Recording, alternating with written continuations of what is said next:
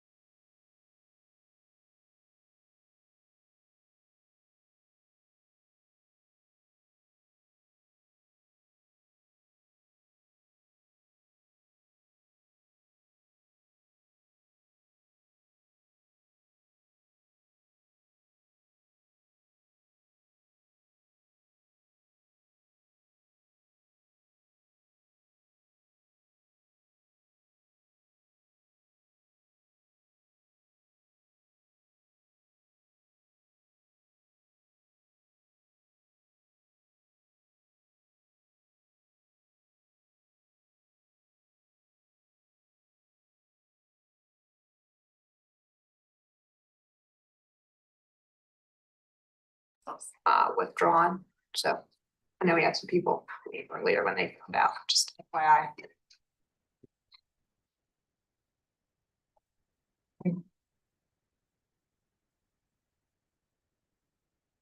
You guys ready? Yep. Wait, what?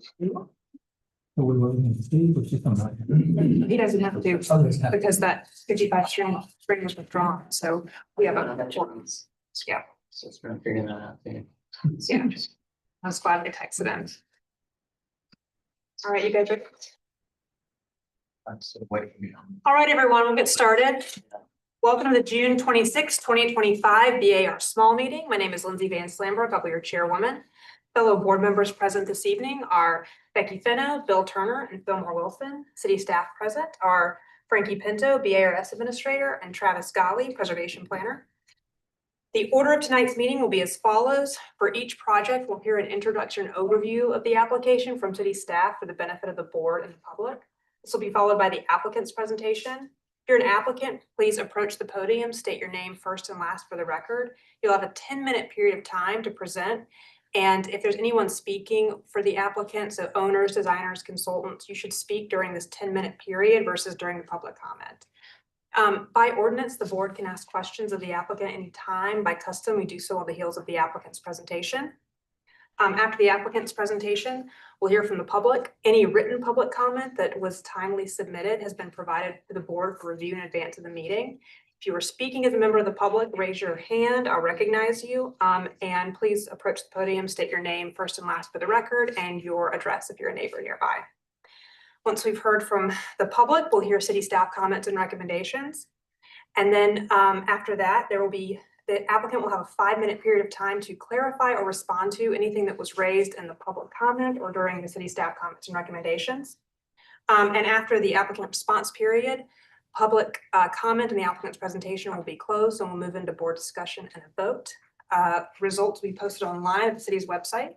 The following items have been withdrawn or deferred this evening. Agenda item B2, 28 Gordon Street.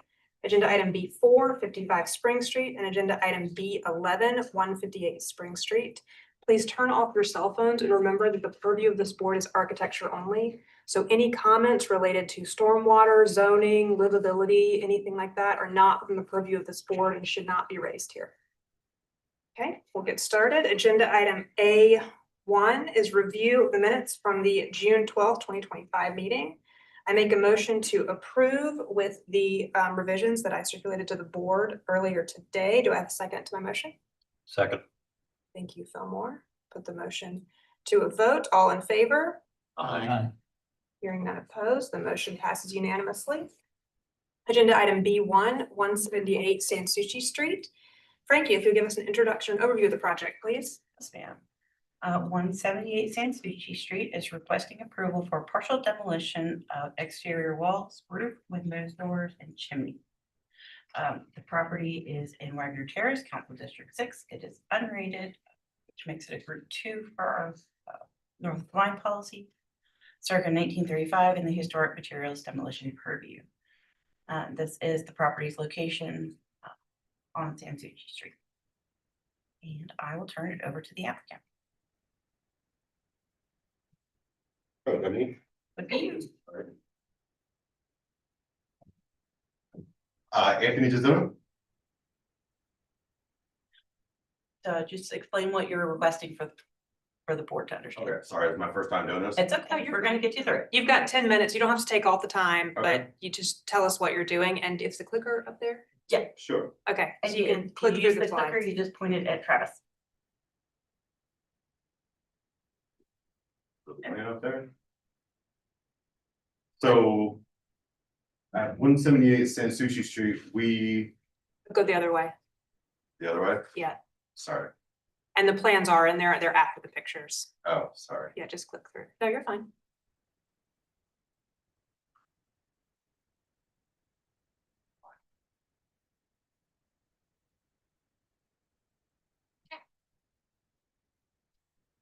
Okay. 178 Sanssouci Street, the back portion of the residence actually we found out is non-historical. It was an addition. I'm sorry, I don't remember the date, but it was an addition, and so was the front porch. right? So you kind of see how they built onto it. The gable in the front, we would like to demo so that we could just make it a little bit bigger and change the shape of it. The little portion of roof that's highlighted right there is gonna be a dormer. I'm not sure what I should be selling here, but Just Tell us what you're wanting to remove. Yeah, there's a Well- technicality here. We don't have any purview over what goes in its place, so we have to consider it without thinking Gotcha. about that. So just tell us what you're gonna, so what you're the replacing. little portion of the roof right there where that little rectangle is, and then of course the chimney in the front of the house. And then on the back of the house, on the left-hand side, that whole wall that's gonna be removed right there. And then, of course, in the right-hand side of it, that's the historic part of it that we're gonna be redoing. Some of the windows have just a hash over the top of it. We just wanna make the windows a little bit taller. There's a couple of windows that will be going away, as you can see here. And things going in place with them.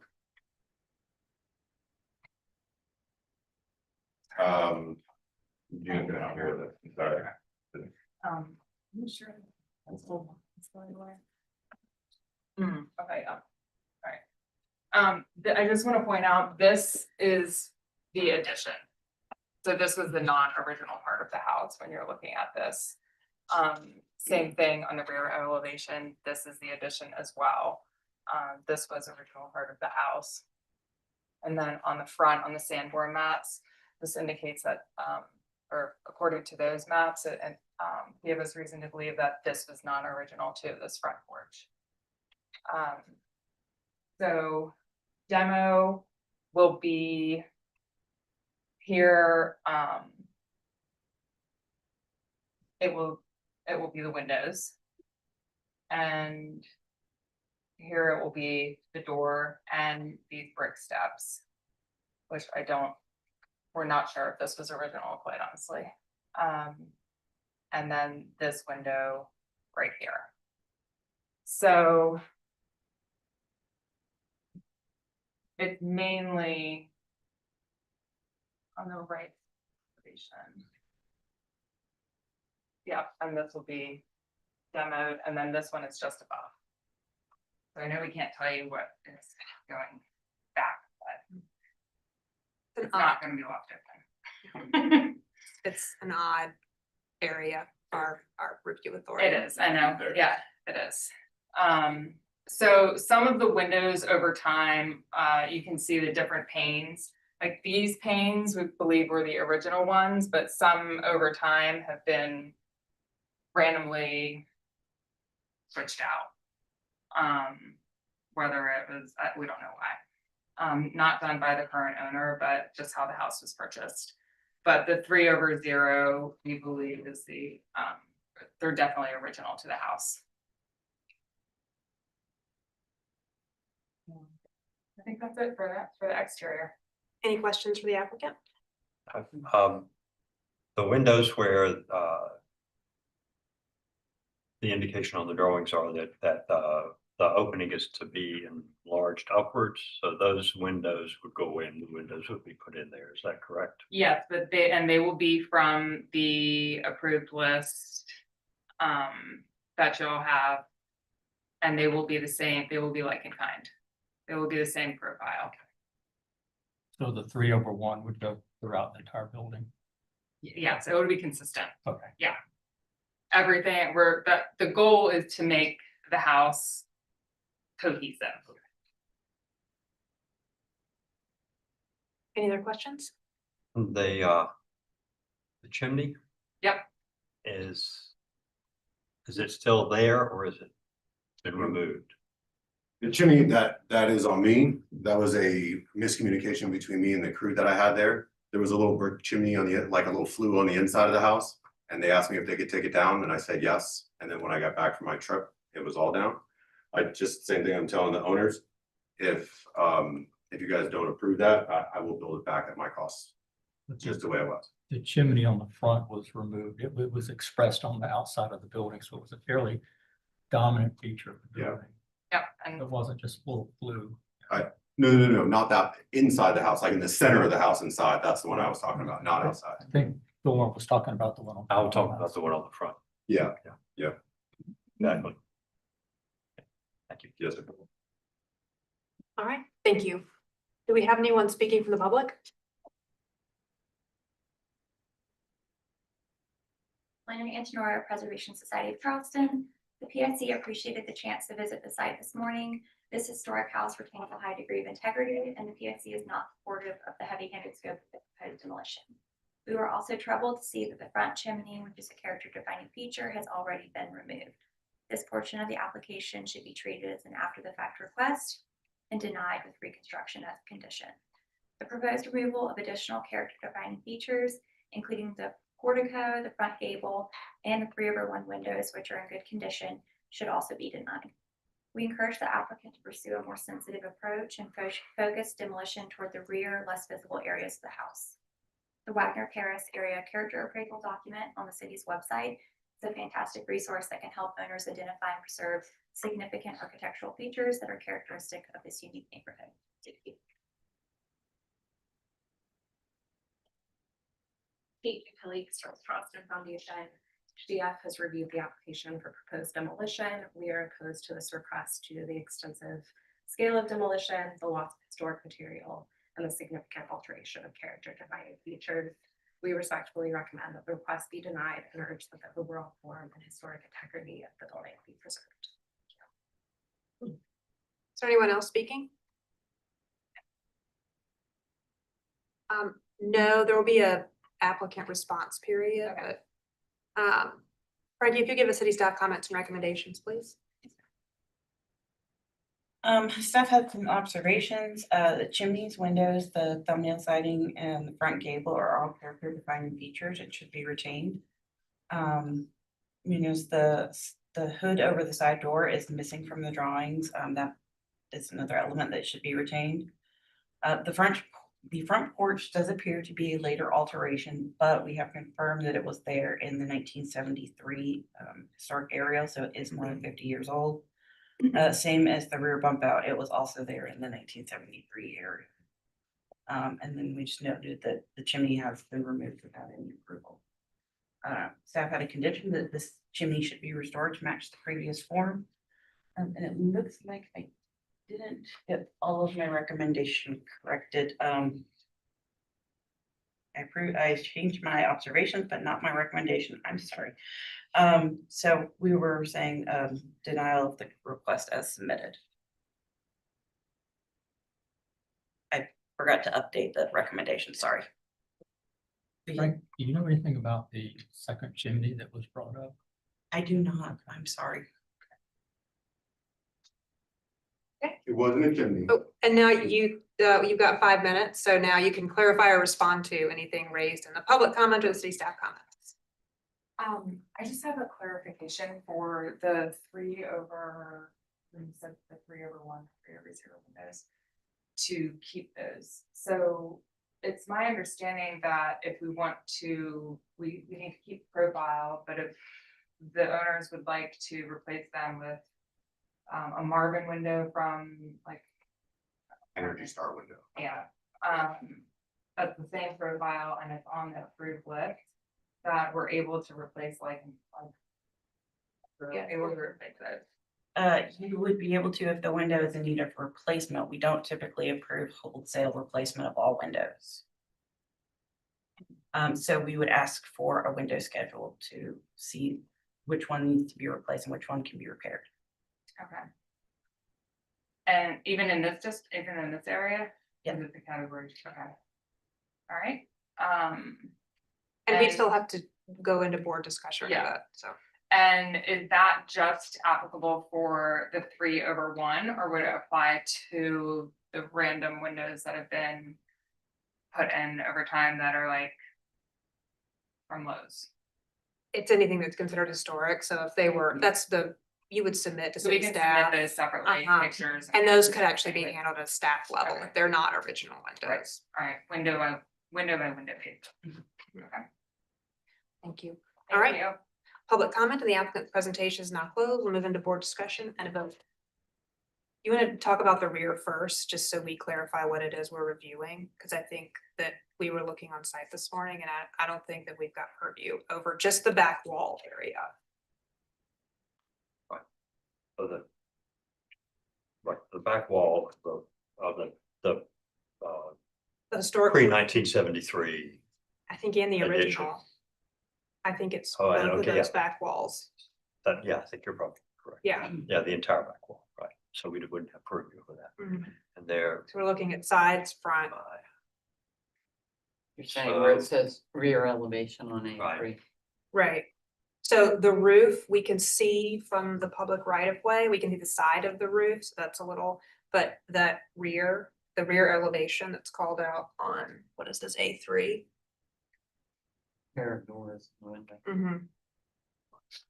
That's Yeah, there's a shed on the side, so it kind of blocks the view from the side street of most of that back area. Mm-hmm. I think in the original part of the house, 1935 part of the house. On the site visit this morning that most of the 303s they're on. And so if they were to be replaced, they should be replaced. In kind, Which would be a staff level. will be at position. that level. So And the drawings aren't accurate. yeah, I think I the mean, drawing. most of yeah, the 3 most over of them ones are. are still there. In fact, They aren't 606. Yeah. the 3/1s, and they were in from initial observation without, actual survey, pretty sound They condition. look. So I would probably not support either changing the size of the opening or replacing the existing 3/1 windows in the main part of the house. And of course, the ones in the little addition are not 3/1. I don't believe they're 3/1. Certainly, I think the chimney on the front should go back, and the front gable is a defining feature, and I would be reluctant to see that demoed. Front porch roof is clearly later. I'm not sure about the porch itself. I think it's fairly early. It might have been a later addition, but I think looking at it, I think it's fairly early. But the roof certainly is a more modern. Either it's a rebuild of an original roof or it's not the original. Part of our purview, the reason why we're up there beginning is to preserve the form and character of these little houses up there, because there was such an uprising in the neighborhood that they convinced city council to have our review up there. And this house is a very good example of why we're up there reviewing these things now. There were a lot of nice features on this house. I agree with Fillmore. The front gable needs to be preserved. The chimney is a must. That was probably the strongest character defining feature of the entire building. And that needs to be reconstructed using the photographs that we have. I'm like you on the front porch. It's a later addition. So I'm a little on the fence. I'd like to hear what Becky has to say on that as well. The side door hood, I believe that's original to the house as well. And most of the windows from what we looked at today, like Fillmore said, are the original windows. A lot of them are misrepresented on the drawings. The enlargement of the window openings, that's going to drastically change the proportions of those windows, of those historic windows. So I'm not in favor of that. Front door looks like it's a later alteration, so I'm comfortable losing that. And I'm comfortable with everything that's happening on the back side of the house, really. That's where we normally ask for these things to happen, is on the back. But yeah, all of these heavy-handed alterations on the more visible front and sides, they do not need to take place. How about this roof cut? Look, go to the roof plan. Right. No, yeah, that's it. That- Mhm. Yeah, that, if Not knowing what it's for, which we Well, can't, but it's also not. it's not a lot of not- area No. of and it's off the eve. We would approve that my, requirement would be that it be pulled off the ridge. Yeah. That the demolition Well, and I not think it is. be 6 inches. Right. 12 inches short of the ridge. There's a Look at ridge the- line look on at the A2. roof line. A2 has a Is ridge it Go, line. go to the page right before, see? So it just needs to be- match up. They don't match up. They don't match up yet. The They roof don't plan match up. shows the cut down further. Yeah.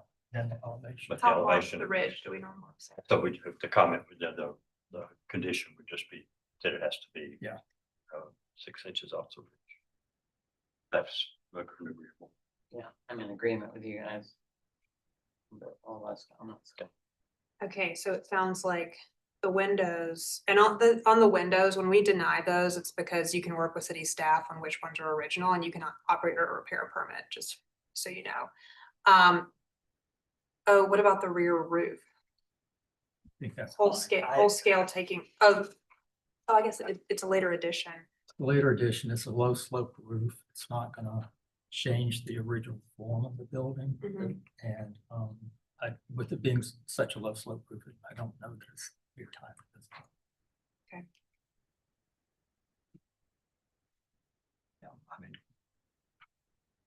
Since that's not for the exact date, but since it's clearly later than the original house. And it is completely to, I would. Again, since I have a little heartache with it because I would, if anything were gonna be done back there. We had 2-story volume.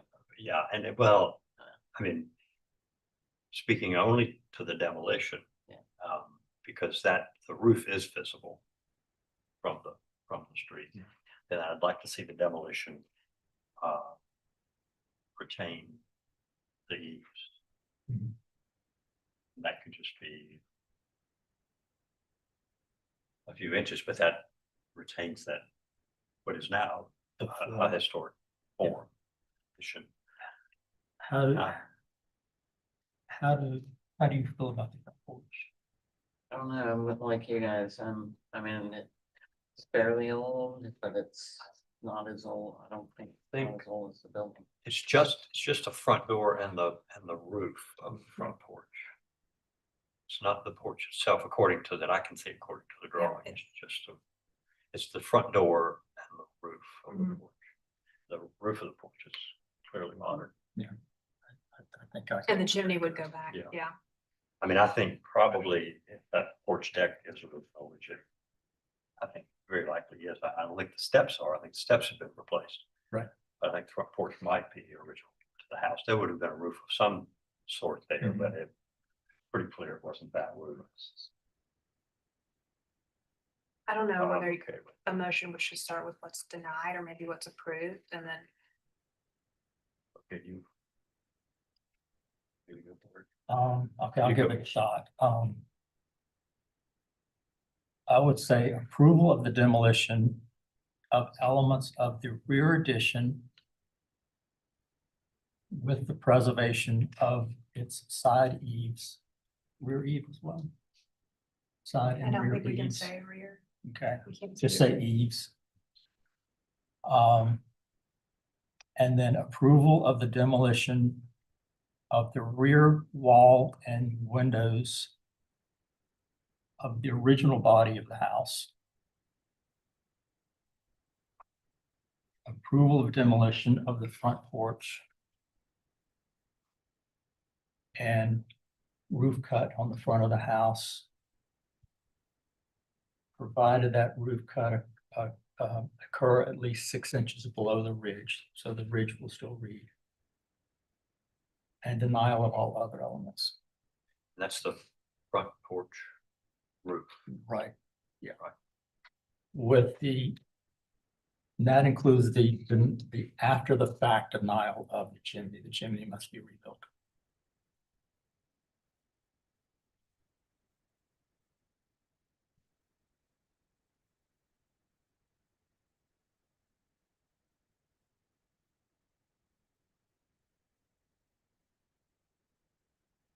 Okay. And also denial of the window cuts. The cuts above the windows. masonry cuts. I think it's denial of the rest of the, okay, so, all right.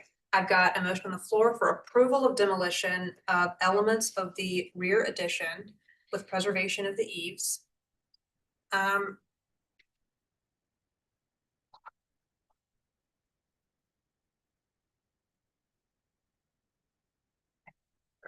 Approval of demolition of elements of the rear addition with preservation of the eaves.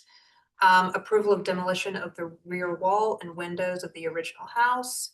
Approval of demolition of the front porch and the roof cut. So long as it's located, that cut is located at least 6 inches below the ridge. Denial of the remainder of the application as submitted, including the chimney. And everything, okay. That front porch is front porch roof. That's from the main roof. That was. It's not, it's on front porch deck. And of course, that would include columns. It doesn't call it out on drawings, but Okay. Do I have a second to Bill's motion? I'll say. Put the motion to a vote. Becky, Yay in favor. Bill, Yeah, in favor. Fillmore, Yeah, in favor. the chair vote to the majority and the motion passes unanimously. Thank you. Thank you. Okay, When resubmitting, sorry, can I just ask a Yeah. question? When resubmitting, do you want the things that you already approved indicated in like different color? so actually it won't come back before the board. You'll just work with staff, so you don't Okay. need to come back. So at Okay. that point, staff will just Yeah. check the permit and verify You'll that see. it meets all the board conditions. Okay, thank you. Thank you all. Agenda item 2, 28 Gordon Street has been withdrawn by staff. Fillmore, you are recused from agenda item 3, which is 347 Ashley Avenue and 448 Ray Street. Frankie, if you'll give us an introduction overview of the project, please. 347 actually and 448 Race Street are in West Side Council District 6. Ashley, 347 Ashley is a category 4, which is group 2, so 1910. And 448 Race Street is pre-1955. These are in the historic materials demolition purview. For the first building, they're requesting approval of partial demolition, including portions of siding and after the fact approval for removal of the piazza, or removal and reconstruction. And for 448 Ray Street, they're requesting approval of partial demolition, including roof and front door of unit 4. And this is the location at the corner of Ashley and Ray Street. So I will turn it over to the applicant.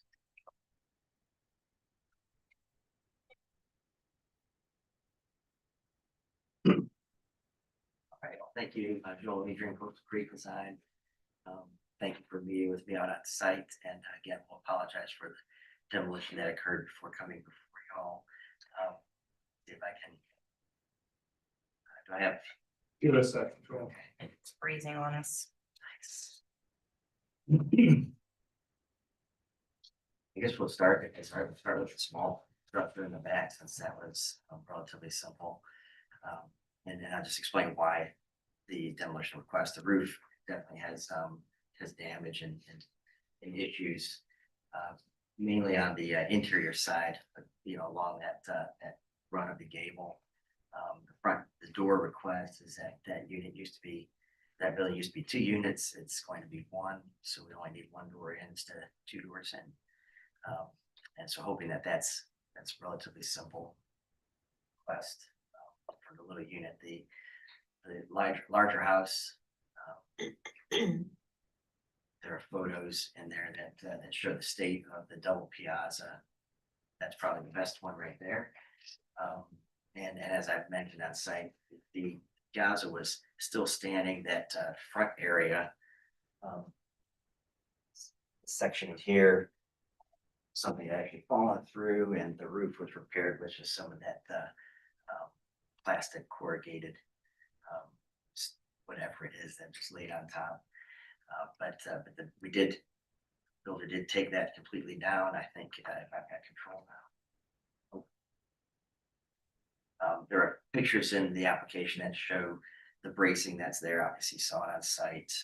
And I think because we removed without approval, we are showing the proposed to reconstruct. And that's really what y'all now have input on, I think, as to how we rebuild this double piazza. The goal is we're gonna rebuild double piazza. There's gonna be a stair that goes from the first floor to the second because it is a multi-use structure. The ground floor will be a coffee shop slash restaurant use, and on the second floor, there will be two-bedroom apartments. I think that, we put the drawings together and submitted them and duplicated basically what was there. I doubt that any of that CMU pure work needs to be there. I think that it used to be column over column, and be happy to provide elevations that show column over column. I believe we're still just showing to picket on the house. If the desire was for those to be some, nice little turn balusters, I don't have an issue with replacing that way. I'd be happy to do a little more research other than what was provided to see if there's anything that shows what fabric was there. That one column, as you can see here, and unfortunately, my builder is a much better builder than photographer. And so it's not real clear when you get to the Capitol, but there is a slight radius detail at the top of that column, and there are slight little tapers. Okay, Travis is gonna try to restart the PDF and see if that keeps it from freezing. So, you are welcome to talk if you want to, or you can wait for him to get it back up. I guess I'll take. Just a clarification, we actually only have demo purview on Ashley, even though on Rutledge and King we have. So you're gonna work with staff on the, So we requested that since the piazza was removed without approval, that they go ahead and provide the reconstruction drawing. even though we, Because what you would normally, oh, I guess we would approve what was there. yeah, so what we have done in Okay. previous is we deny after the fact approval of the We demo have to put it back. and then tell them to put back as was, and then we request a drawing set. But since he already had the drawing set, we asked him to include it. Oh. But what I was Never saying asked is that my I'd be clarification. happy to modify that drawing set, because we went back with little CMU piers and changed that, go column over column. And then could provide you Mhm. with a column detail of what we believe was there. Mhm. So take it like to the next step. Let's see. Yeah, even though it's not under our purview, I think I made it under your I purview. think, I mean, as far as what goes back, Yeah. I think staff and we would appreciate anything you could do to Yes. correct the thing that went wrong over the years, and put it Oh, back to the sure, original. sure. We're gonna put that corrugated plastic back on the roof. Pray for the best on that. So, I do think that the timeline does show when the little structure was built in the back, and it was, I think, right around late 40s, early 50s that it showed up. It was initially a two-unit rental or house, I guess, or something like that. And then the existing house has always been the main house, the large house, has always been multi-use. Grocery on the first floor most of its life, and residential on the second. So I don't know. Survey, site plan, nothing is changing footprint wise. And this is actually giving you an idea of, yes, since we went ahead and demoed that porch, the drawings that show what our proposal is for the use of the property are provided for you to review. First floor coffee shop restaurant, and that second floor becoming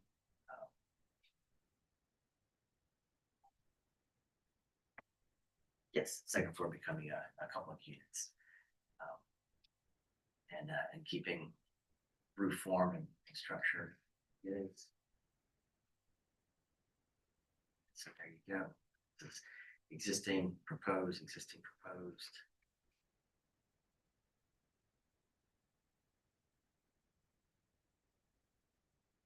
Then, so that just shows the little house, and this door on the left is the one that we're proposing to remove, maintaining the door on the right, the window openings all staying.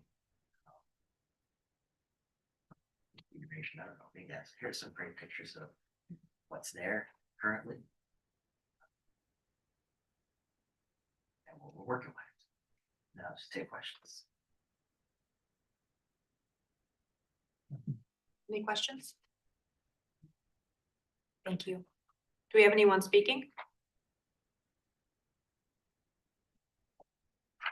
Keith Tilly, Historic Charleston Foundation. HCF does not support after the fact approval. However, we are encouraged by the efforts to reconstruct the piazza and support the completion of that work in a manner consistent with the historic character of the building.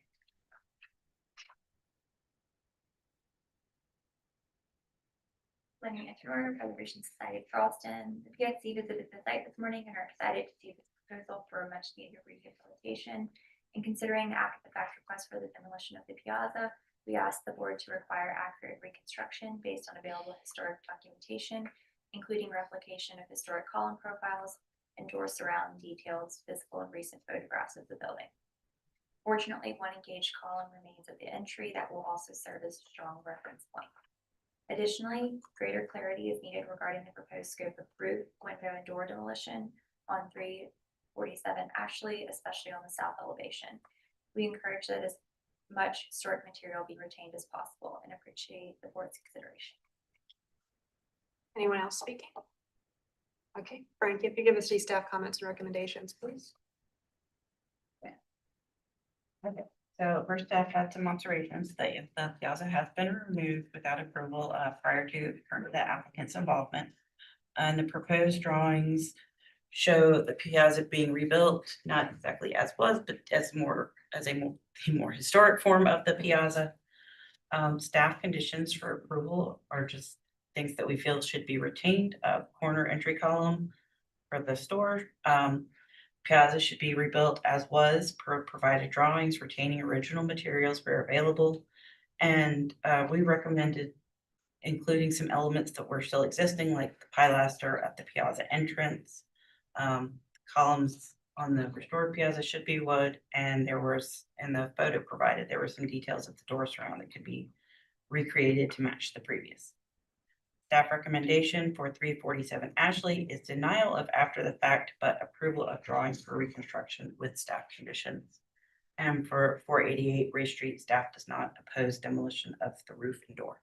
Thank you, Frankie. Joel, did you want to respond to or clarify anything? No, I'm in agreement with staff's comments.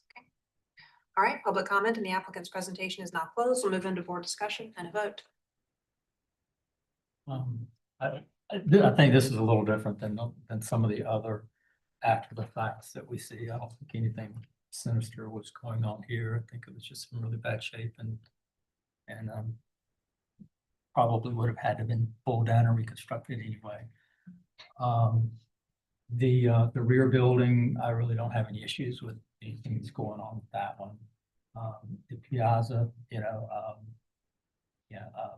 construct back. There are a couple of little minor little discrepancies on the drawing. And Joel, I'm sure there were just drafting errors, but on 514, it shows the roof being squared off. I imagine it originally followed the street profile. Yeah. And then 714 has the second floor piazza column kind of sitting proud of the piazza screen below. So, they should sort of line up, but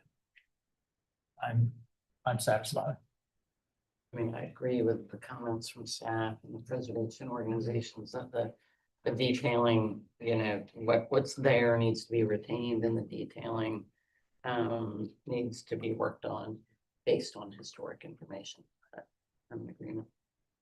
It'd be nice to see something happen to this and have it restored. I've never, in all of my life, I've never remembered this building being occupied. Yeah, it's old. And it's old, and I'm old. Do we have a motion? Sure, I'll make a motion. Let's see. I'm actually probably gonna follow staff here. I make a motion for the three, let's start with 4888 rates. I make a motion for approval of the demolition as approved, as proposed. 347 Ashley. denial of after the fact demo, but approval for reconstruction.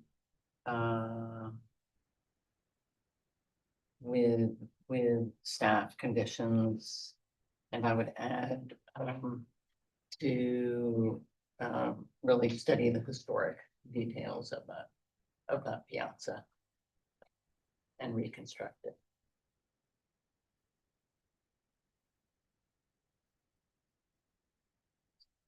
It's a little jumbled, but Understood.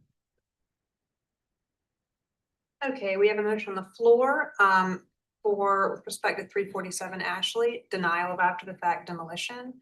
And approval of reconstruction in accordance with the drawings and staff conditions, and a board condition for the applicant to study the historic details of the piazza. For 488 Race Street, approval of demolition as proposed. Do I have a second? I'll second. Bill, the motion to a vote. Becky? yay in favor. Bill? Yeah, in favor. The chair votes to the majority and the motion passes unanimously. Thank you, Joel. Thank you. Okay, agenda item 4, 55 Spring Street has been withdrawn by the applicant. Agenda item 5, is 218B Rutledge Avenue. I'll wait till one more.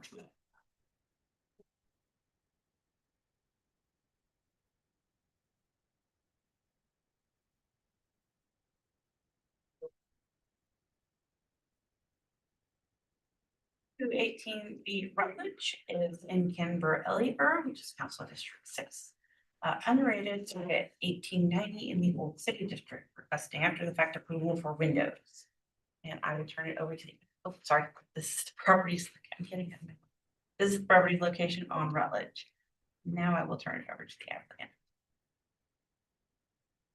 Thank you, as for visiting the site this morning as well. As discussed on site, and here we've our drawings, we've set the existing kind of approved drawings against the changes. And specifically, I believe is the city is requesting it's the installation of the windows. That is what has not been approved already at staff level. The material to, correct, the materials. Okay, so I guess it is just the installation method. And so It's the whole window. the whole window, It's not the installation method, it's the material of the Material, window. Mhm. okay.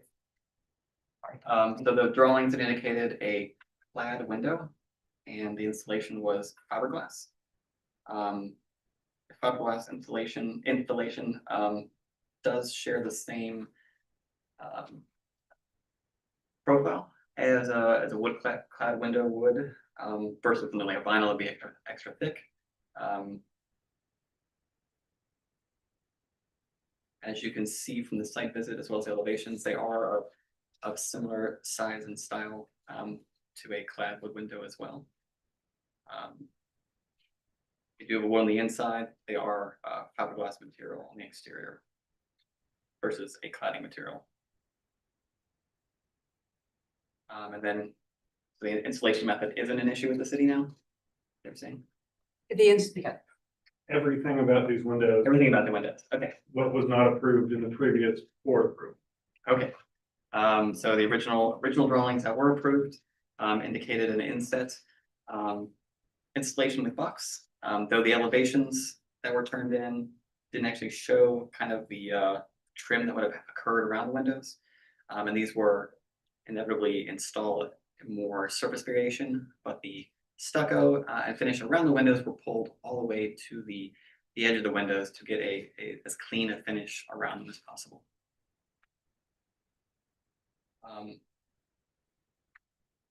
To match the approved drawings, stucco sills were included as well to give it a little more depth and reading against the wall. I guess that's all I have. Any questions for the applicant?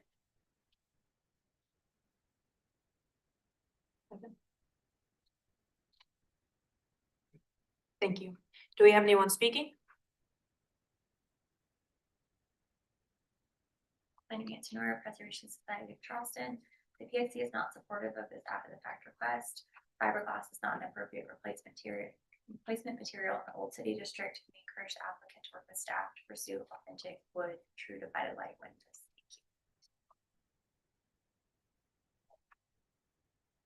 Utility Historic Charleston Foundation. HCF appreciated the opportunity to visit the site this morning. As a general rule, fiberglass windows are not visually compatible with historic structures. At 218 Rutledge Ave, it's clearly apparent that the windows are replacement windows because of the material. These windows also have a very flat profile compared to the traditional windows. And many of the windows are installed so that the sashes are nearly flush with the siding material. Traditional windows are recessed in their opening, and these differences degrade the historic character of the structure. We understand that the applicant has already purchased and installed these windows, but we respectfully recommend denial of this request for after the fact. Anyone else speaking? Okay, Frankie, if you give us city staff comments and recommendations, please. Staff just has observation that, on December 17th, the BAR final inspection was conducted. There were deviations from the approved drawings that were identified, and was that April 22nd, updated drawings were received, that didn't reflect the as-built deviations from the approved drawings. And this was just a staff failed the final inspection for not matching. Did you want to respond to or clarify anything raised in the public comments and the city staff comments and recommendations? Sure, I would say that for some of the public comments, the windows that were installed next to actual siding material do match the drawings, so those comments do seem a little not to quite match. The profiles for these fiberglass windows are generally in line with wood-clad windows that were approved in the original drawing set. So while the material is a little different, if they would have been wood clad windows of sort, they would have looked almost identical. They're not extra thick, bulky installation of vinyl replacement windows, which I think as most of us know are considerably thicker and bulkier. These are relatively low profile windows that would match a wood clad product. Thank you. All right, public comment. The applicant's presentation is now closed. We'll move into board discussion and a vote. So we're only considering the windows that are in the stucco. No, No, it's all. all of them on both, are- but not the that- front. We're not looking at the front, just No, the no, I side, mean, on the sides, and so it's the, siding and it's stuff. all the windows on the sides because of material. And, Material placement installation. okay, so the installation, we're considering also for the ones in the sided part of the structure, or is that installation? No, the only difference is that the siding has been installed around it. So the installation is only not an issue. Well, it's an issue on these It's because an of the issue type on of the window, installation is an issue on the ones on stucco. but it's because of the type of windows. Yeah, This is what was approved. Recessed. right. And then the flush, so where you're talking on the fronts, they've gone and put that siding over, but they were installed the same. As these, so it gives it more depth. Right. On that area, yes. But the windows on the front, the material is. It's still the incorrect one. The incorrect window. I'll ask you, well, normally, can you clarify what? Sure. This particular installation method was for just the stucco windows. The installation method in the original drawings did show surface mount windows with the trim built. It did not include bucks to inset the windows. It only had that inset only happened in the stucco area of the per the approved drawings. Okay.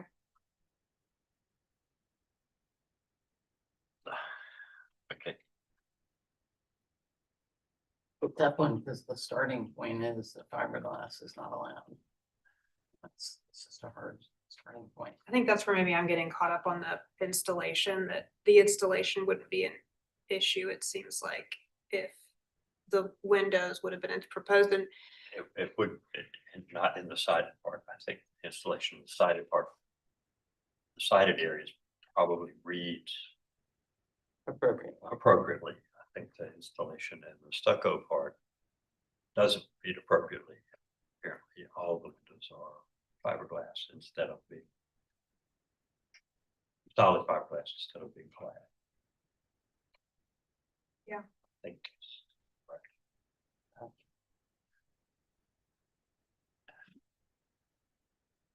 Start with this a little bit for two reasons. The ones in stucco, that's That's not a pleasant installation. Right, that's a very, And the stucco should return to the, and there's no return. The installation on the well, other, it should have a brick mold and. portion, maybe it yeah, should be- they should have Yeah. something that allows the stucco to return. The installation of the windows, front part, I think is visually appropriate. Yeah.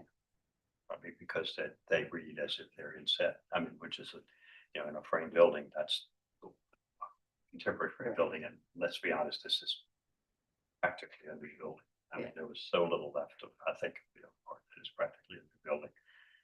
So, and so, and in a way for me, let's take the stucco part out of the equation for a minute, and the front part, and the question comes down to, is it okay to have those fiberglass windows, or Would we ever? should they have been, They it would would have never been have a been clad approved. They window? would never have been approved. Yeah. I don't They're think so. not part of the city standard. Like, that's the. Like, it's just a painful thing to say. Yeah. I mean,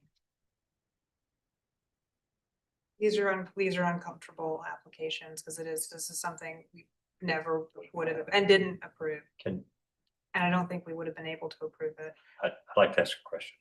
Okay, and that is how,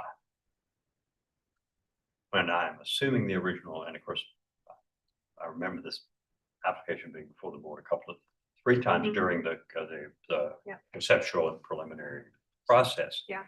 And I'll say right off the bat that, you know, this was a significant undertaking on a building that had just completely encapsulated an old, what at some point in its life had been a historic single. house. 218A. And so you know, I appreciate the effort that has gone into this. But how in the world, when, I'm curious as to how windows that were approved as wood clad windows ended up getting installed, fiberglass, solid fiberglass windows ended up getting installed. I find that difficult to understand how something like that happens. Well, that's a clear city standard. Yeah. I mean, Yeah. that's, I mean, I'm not sure that. I know it is. Yeah. I just, Yeah. so, I and don't want it. I struggle with it because you know, just personally, because I know this is a big, significant deal, and Yeah. don't know how, honestly, I don't know how you make a mistake like that. You know, I just don't know how you make it. It's, you know, there's no way that we have approved fiberglass, that the city or anybody has approved fiberglass windows in this location. I'm concerned about setting a precedent. Hmm. I'm just concerned I'm about very- setting a precedent. Yeah, I mean, no, that's the problem. And I agree. I know it was a very significant undertaking on this building, but I don't know what we say to the next person that comes and this has happened and we've approved this. Standards are clear that fiberglass windows are not approved. They're not, I mean, we're not able to approve this. Right, Not yeah, allowed. I mean, our standard says that they're not to be used as even in new construction in the historic district. Frankie, are you in agreement? That's a staff, I mean, that's a written city rule. So this is an appeal of, Of whether or not fiberglass are approved. No, no, Fiberglass this is- cannot be used, right? We approved clad windows on new Clad, construction, but not, but not solid but not fiberglass. solid. That's No, what a we- fiberglass or a aluminum clad. Right. But on new construction That's what I or mean. new additions, yes. Like I said, this would not have been approved even on new construction. So this is a request. This is an appeal of a staff decision. No, it's an after the fact. Okay, so it says, It's basically, I think we should view it as a change. I think people will come back with changes to their plans based on how it's actually built. how we, So I think the appropriate way to motion. if anything, I mean, I think it would be. So it's a denial of after the fact. I think so, yeah. Okay. Denial of after the fact installation of fiberglass windows in the sided portion of the building and denial of after the fact approval of the installation method and the fiberglass windows in the stucco portion of the building. Yeah. It's very tough. I just hate being put in this position. That's why I asked the question. How you Is make it both side elevations? I think But it's. the side, yeah, not the, yeah. the side- side It's not the elevation. front, the front's Oh, not. yeah, available. yeah, front elevation. Side Okay. Elevations. We have a motion on the floor for denial of after the fact installation of the fiberglass windows on both side elevations. Do you have a second? Second. Can I make a comment, please? One, The scope of this has been so dramatically broadened over the course of the last 12 hours since we met this morning. When we got there this morning, we were looking at the building, seemingly feedback was admirable. I appreciate you making the comment that you just made, conceding that it's a drastic improvement, if not a transformation from what it once was. And then at one stage, I don't remember who it was, so forgive me, but one of you turned to Travis and said, you know, what are we here for? And materiality is what we were here for, and I think that's what this gets down to. It's the materiality of the windows, that it's something that we can't approve. Travis just said it's about window location. No. It's about, that's what I heard you say.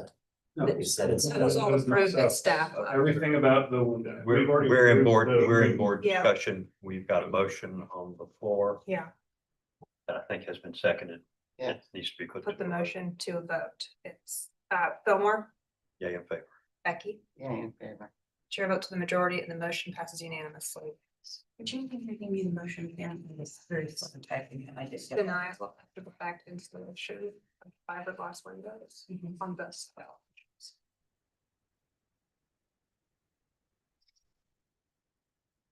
All right, agenda item 6 to Council Street.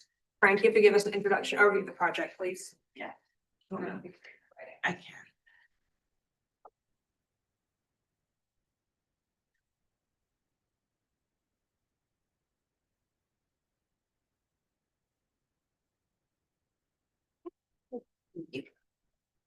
Okay. All right. 2 Council Street is in Charlestown, this Council District 8. It is a category 3, circa 1900 in the Old Historic District. Requesting conceptual approval of for a new parapet, second floor, second story addition and hardscape changes. Sorry, can't read. This is the property's location on Council Street. And I will turn it, oh, thank you. And that was a photo we wanted to help include to show the bay that was the after the fact that we talked about this morning. I think someone asked for this photo.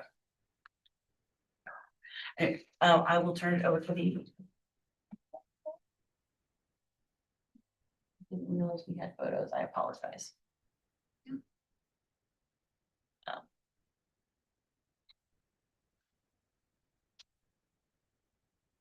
Cover this from during construction. Yes. Okay, now we'll turn it over to the applicant. Yes. Hello again. Good to see you on site today. I appreciate your effort to come out there. So I'll give you the overview of the project. There was an after, there is I guess the project was, a stop work order put on the project for a addition that was, added to the second floor, south elevation. I got a call from the contractor saying that the stop order had been issued. I came on board and so all of that happened before my time. But I think I provided a remedy and significant other improvements to the property beyond that. So I think we've got the project moving in the right direction. And I will walk you through this is a conceptual approval. As a side note, the Historic Charleston Foundation has covenants on the property. They have approved these drawings, the changes to this within their covenants. They're satisfied, they're happy with the direction of the project. So, we'll move forward. So there is a structure, on the corner of Brad Street, which from right to left in the left upper image. And then Council Street runs north-south on the right image on the top.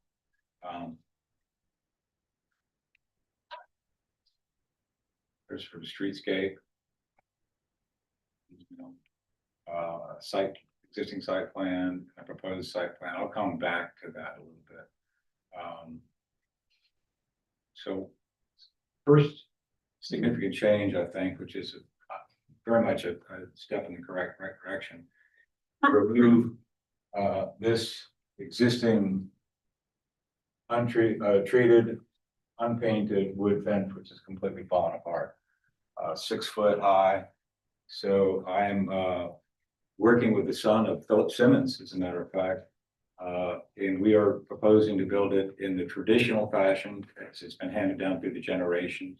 And the blacksmith also worked with Philip Simmons, so it's going to be done in the traditional and correct manner. Just sort of continuing that tradition, as I say. So that's on the north elevation, replacing this 6 foot high wooden fence that's falling apart. This is a relatively common detail in that portion of town. I think Historic Charleston Foundation was very, very excited about that. I think Preservation Society liked it as well. I think they may be commenting on this. They are the first floor plans. Another sort of significant and positive aspect to this project relative to the neighborhood is it was a three unit house. So there are 3 apartments in it. It's being converted to a 2 unit, so there'll be a reduction of cars and vehicular traffic on the street, which is a very positive thing. Floor plan on the first floor basically remains the same, in terms of all the fenestration. Second floor, this is the sort of addition that was put on without approval. This is the proposal. And here a little terrace area, but the elevations will show that better.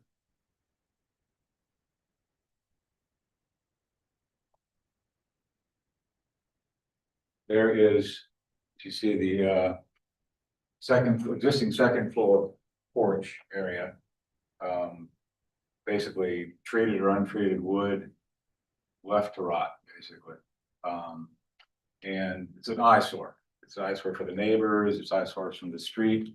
So we are, and it's been a real problem because the tenants previous to now have been largely college kids.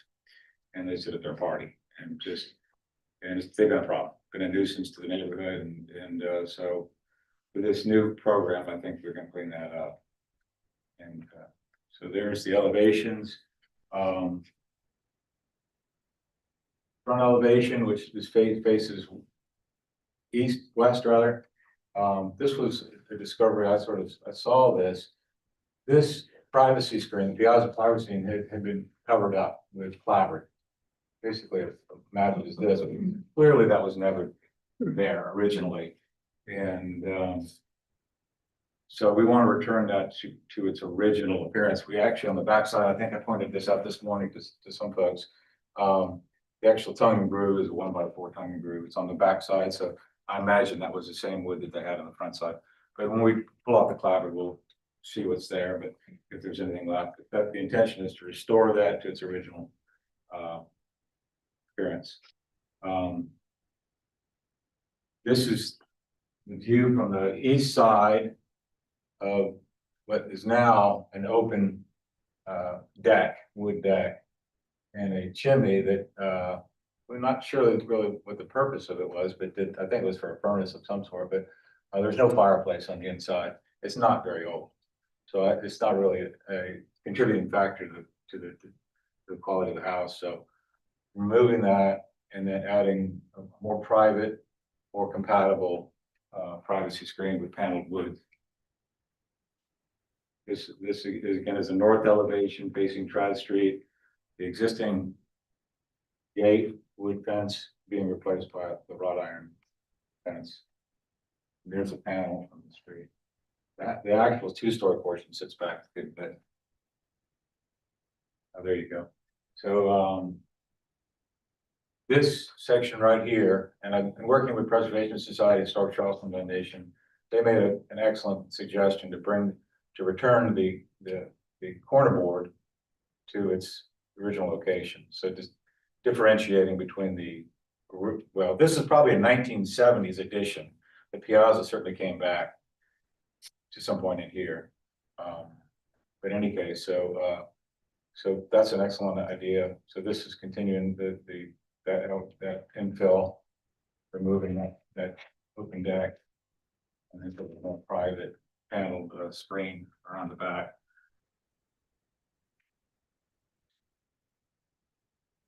It's a section through that. A couple other small little things. Actually, I should return that back to the driveway.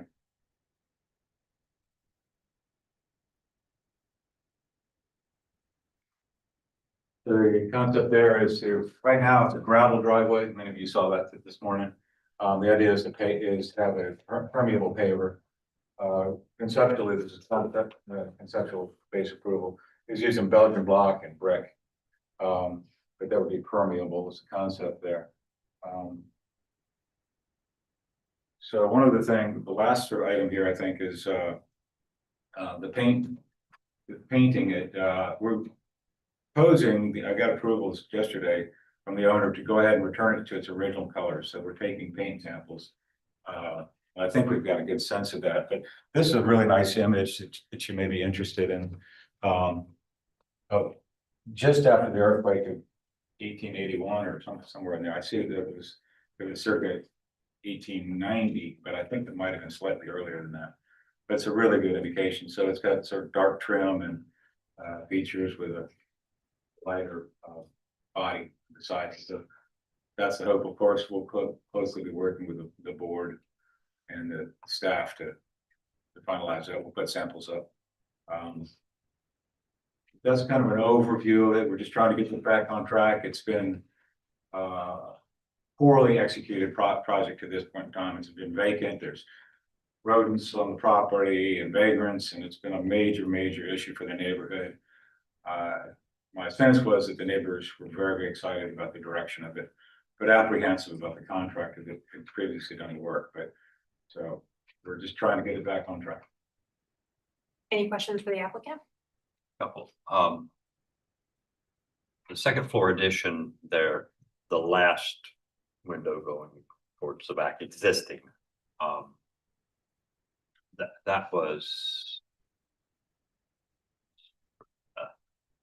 That was added on recently, correct? This section right Yeah, here. that whole section, that last window. That's correct. That was added on recently without permit. Within the last year. And did you say that you had found that the date of the rest of that existing part Well, of it was the 70s? we made that assessment this morning based on just the material observations. CM new block, thin coat stucco, new framing. I don't have anything concrete to tell me exactly when it was constructed now. Yeah, I stuck my head underneath and everything was CMU So you and mentioned on the first and second floor were done probably at the Yeah. same time. problem. I do have just a drawing question. It looks like the eave of that porch. Let's see, it looks a little bit different on A201 on the east elevation. It's sort of at the same height as the house versus the south elevation where it's lower on A203. I assume the intent is just. Up here? Yes, versus if you go to the south elevation, it's down below the eave of the house. This Yeah. discrepancy. Right. Right. I assume it's just to match whatever is happening on the porch. I just was curious what that relationship actually looked like. Or that. Yeah, Follow but the I was existing. trying to figure out what happens. I think The porch eve. must have turned. Like if you counted the bays. Well, typically it would be below the eave height here, it would be slightly lower than the eave of the main body of the house.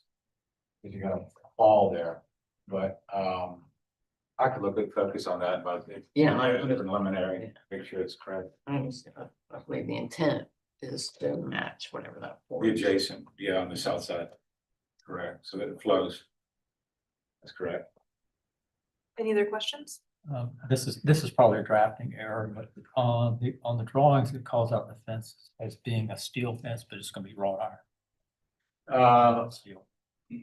The steel and wrought iron are very similar. Wrought iron is very, it's more ductile material.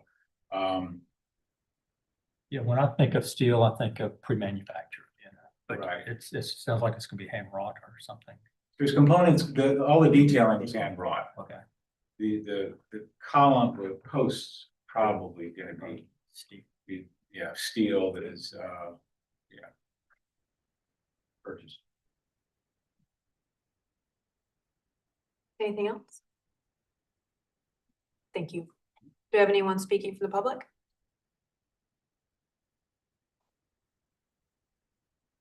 Kate Utilities from the Charleston Foundation, HCF holds an exterior easement onto Council Street. We have reviewed this application for a new parapet, second story addition, and hardscape changes to confirm compliance with the requirements of the easement.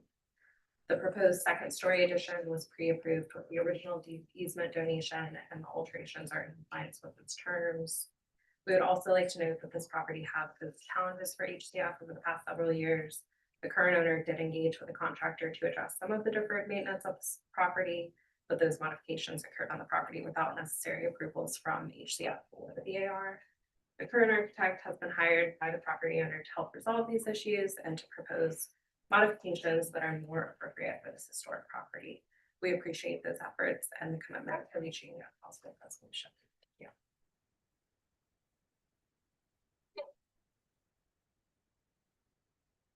Flannery Antonora, Federation Society of Charleston. We appreciate the applicant reaching out to us about this project, and we support HCF's position as the easement holder.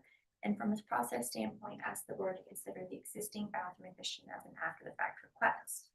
We would encourage properly differentiating the existing and proposed additions, but we defer to HCF as the easement holder.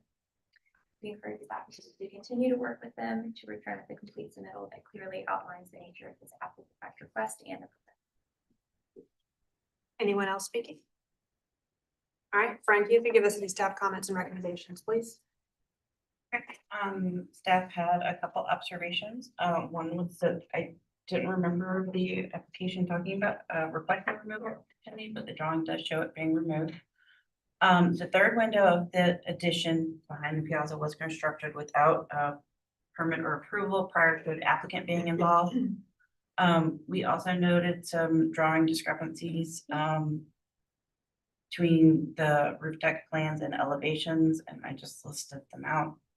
I don't need to go through all of them. It was just there could those be corrected for any other submittals. Staff conditions for approval is that the chimney is a character defining feature. We felt it should be retained. Deck behind the addition, we didn't feel like it should go all the way to the edge of the structure. We thought it should be tucked in. And to clarify the indicated drawing issues. So we weren't quite sure how to go forward because normally we would say to differentiate. But we wanted you guys to take a look because there's also very limited visibility on it. So our motion or recommendation was deferring with any board and staff conditions. But Okay. we also kind of wanted you guys to weigh in. Did you want to respond to or clarify anything raised during the public comment or the city staff comments? This is a conceptual approval. Yes. And then we will, of course, take all these comments that we've heard today into account and focus in on those, whether they're drafting errors or whatever it might be. And sort of laser focus on those comments and make sure they're all on the same page. The drawings are accurate. All right, we'll move into board discussion and a vote. I think as far as differentiating, I think maybe like what you said, just insert what would have been an original corner board. This building has already got so much going on as far as a collection of additions over time. I wouldn't want to complicate it any more by like changing a window light cut or siding profile or anything like that. I think in this case, you might want to kind of keep it a little cleaner. I disagree with staff on the chimney. I don't really think it's character defining. It was a utilitarian chimney. It was just the flue really, I think, and it really doesn't have a lot of detail to it.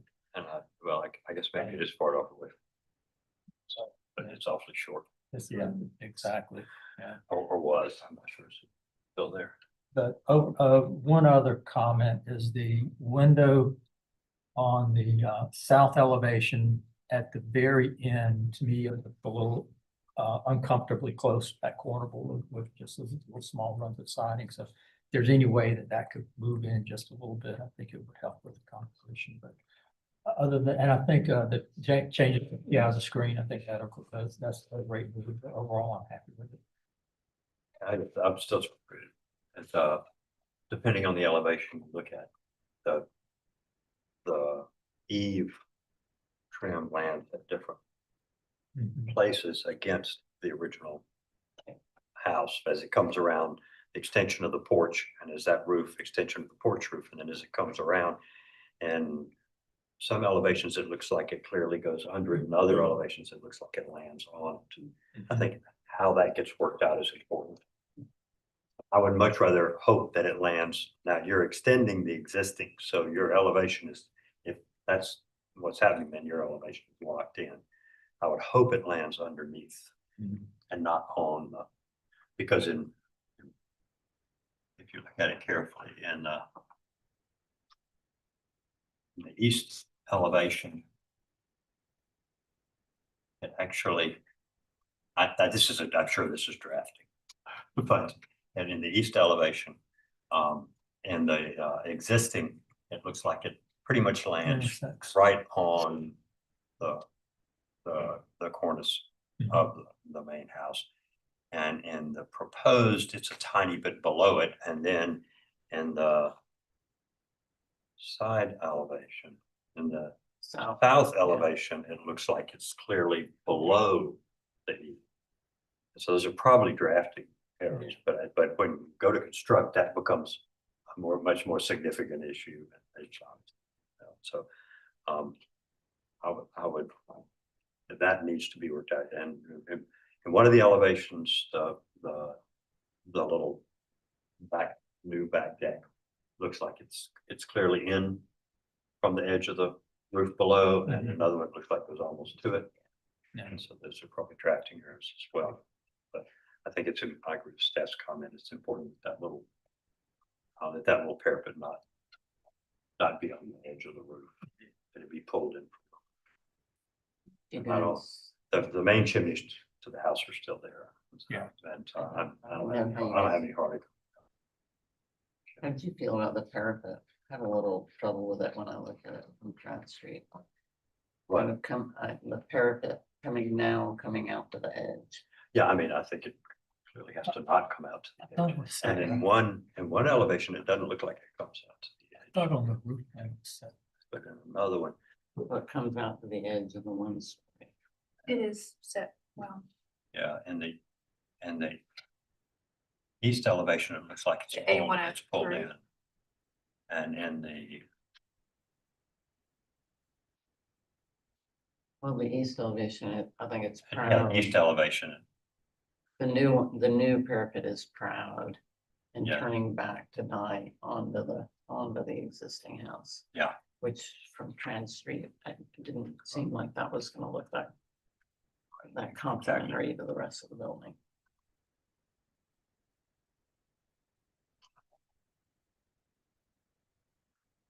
So I Yeah. wasn't in love with the parapet, and I wanted the definition of I the mean, existing corner on the second floor. But I'd love some, and I agree with Bill about clarification on the fence. Yeah. Material, but some of the preservation is like Beyonce's grave, or those are lovely, really nice things to bring back. Do you want to see this again or? I don't need it. I think staff can, Yeah, I based think on they their were plans, I thinking, think they can work it out. we with need to staff. put the board positions. Do we have some consensus on a motion? Go ahead. You'll just have to tell me if I get everything. Wait. Um. I'll start with, I make a motion for conceptual approval with preliminary and final review by staff. We'll just start with the drawings need to be consistent. Any errors need to be corrected. And we'll start with that. I think the materials of the fence need to be clarified with staff. That they be the appropriate materials for the neighborhood. The second floor addition, that there be definition of the original corner of the second floor addition. And then the parapet. If we pull it back, there isn't much left of it. If we pull back the parapet to the house, there's not much. I'd say denial of the parapet wall. That's a screen.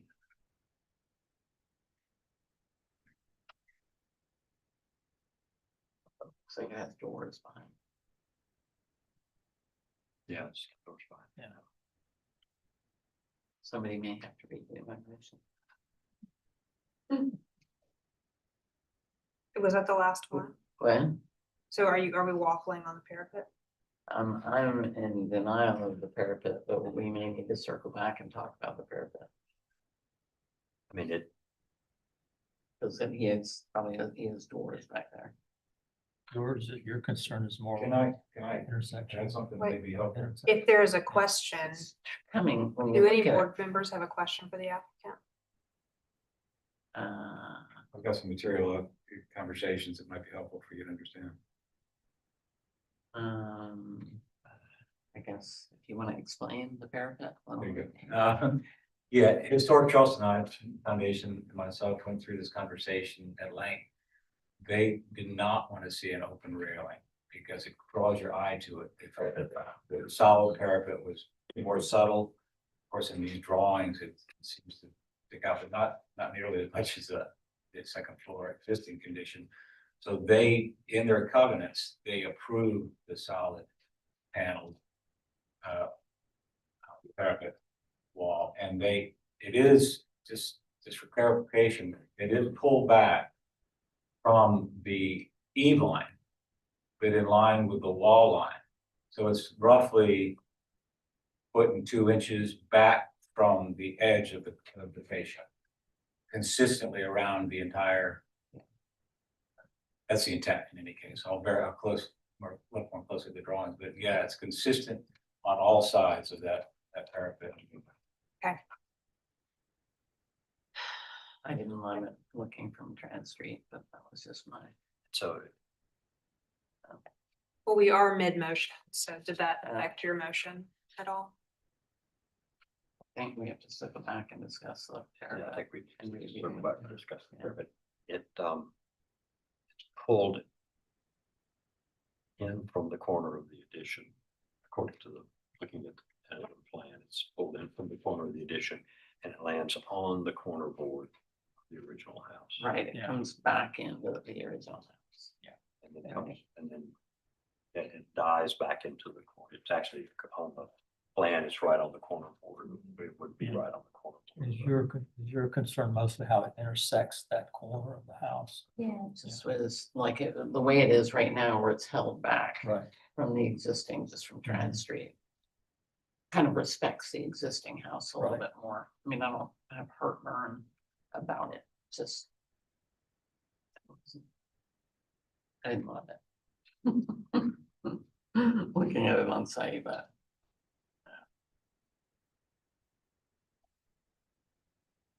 I don't know. You guys have a thought on it? Yeah, I mean, It didn't really bother me. Doesn't bother me. I think it just depends on how you detail it, how it actually intersects with that corner. It's gonna be really. Well, they could work with staff on that. Do you want me to read the motion without that? So we might have a motion on the floor for conceptual approval with preliminary and final review by staff, the view board comments, the applicant to correct the errors in the drawings, 2, to clarify the fence materials, and 3, the definition of the original. Sorry, the definition of the original corner and the second floor addition. That needs to be defined. That's that, and then, I guess we're. And then the fourth And then was the, staff, applicant to work with staff on the detailing of the Verica law.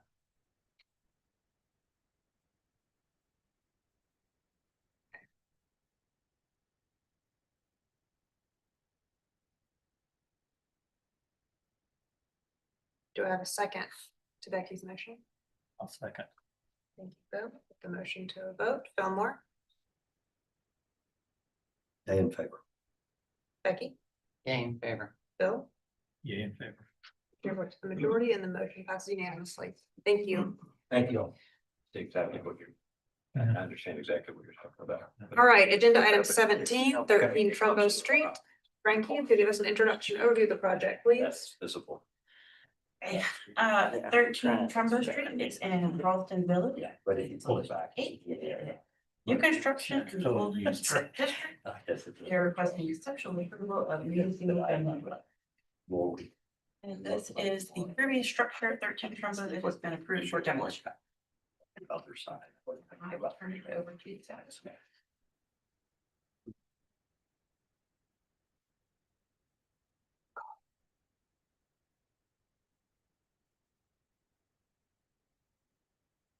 Good evening. I'm Julie O'Connor. I'm the designer on this project. I'm joined by Virginia Jett from my office. We happened to show up to work today in red, white, and blue, and we appreciate you bringing the stars, Frankie. So obviously we're all ready for July 4th. So I was here in May and presented this project, and the board had a few comments. The main one being sort of asking for a simplification of the massing, which we have shown here mainly on the front. And I'll go through that on the sheets that show the previously proposed. But I also wanted to mention that when we were here last time, I was telling you that the 1-story section on the left-hand side was designed specifically to tuck under the canopy of a very large magnolia tree on the property that you can see here on the site plan. So in the drawings, I've also sort of outlined the tree just so that you can get a sense of its scale. And then I've also added this sheet right here, excuse me, sorry, that really shows the tree from a few angles so that you can get a sense of that if you haven't driven past it lately. So I'm just gonna go and scooch over to the previously submitted sheets. So in terms of simplification, we've really focused that on the right-hand side. We had a stair tower that had a different material, so we've changed the whole house to be the same siding. We also had a 1-story element on the right-hand side that sort of acted as the entry. And so we've simplified that down to a simple gable with a little bit of a shed roof off the side that sits back. And that you can see here on the side that shed roof sits back from those gables. And so we feel like we've addressed that comment and also sort of simplified the fenestration on the front as well, which was also another comment. We did set the garage door back, which I think was Bill Turner's comment, so that it's less visible from the street, but it's pretty tucked pretty far back on the side as well. I also wanted to mention that, this lot is kind of unusual for a city lot, and particularly even on this street, in that it's quite wide and it's shallow versus, some of the other properties that you can see in these maps that are narrow, like typical Charleston lots. So it's one of the reasons why we were thinking that a gable that sort of projected towards the street was nice, because it made it a little bit more narrow feeling. And in this way, as you can see on the site plan, sorry, got lost in the drawings here. As you can see in the site plan, the main mass of the house, which is the sort of horizontal element, is 25 feet back from the property line. And these gables sort of project forward in a nice way to give it a little bit more narrow appearance. So I'm happy to take questions if you have them. Any questions? Thank you. Do we have anyone speaking from the public? Henry Antonor, Preservation Society of Charleston. The PSC appreciates the applicant taking our feedback into consideration and is pleased to see that the roof form has been simplified, the material palette has been made more cohesive in its updated design. However, we still feel like the mass is overly complicated and a departure from the character of Trumbo Street. We encourage further study to reduce the massing, improve the pedestrian experience, and ask that the height be no higher than 2 feet. Thank you. Utility Historic Charleston Foundation, HCF has reviewed the application for conceptual approval, and we would like to request that the design be simplified to include an architectural direction that is more in keeping with the historic character of the district by reducing the number of vehicles and groups. Have anyone else speaking? Okay, Frankie, if you give us city staff comments and recommendations, please.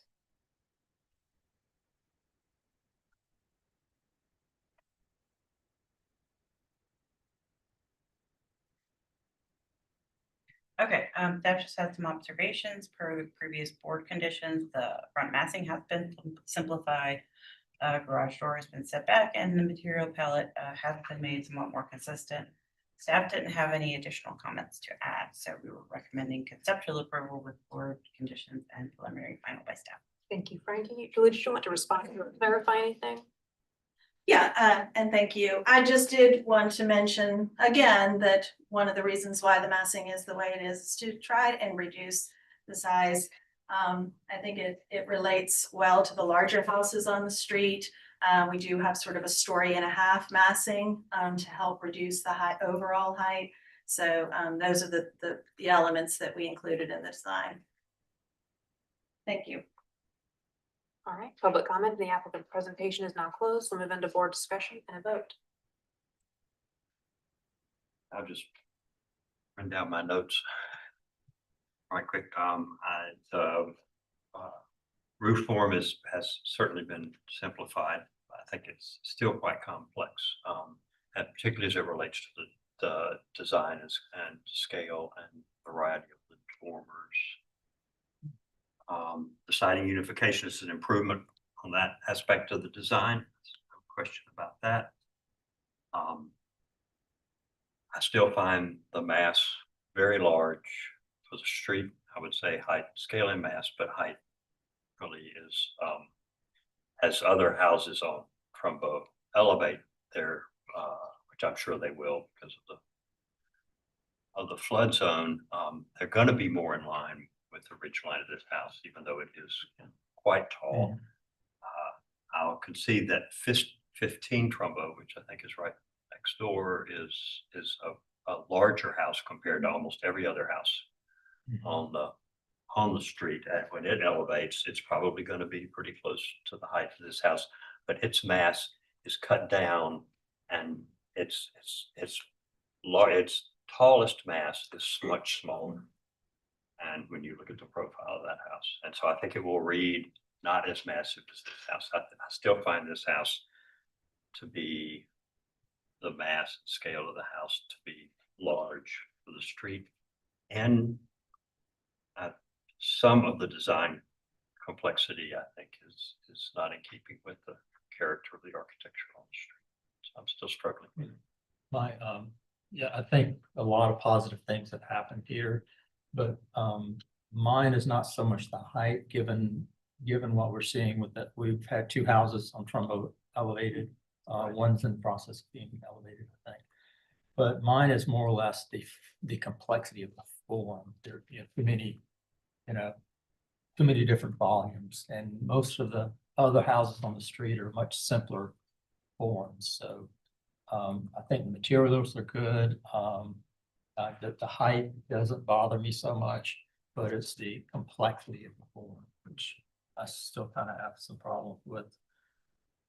And the other thing, and I don't know what the answer would be to this, it just seems like the entry is sort of, it's squat, and I know that's being driven by the height of that floor plate there.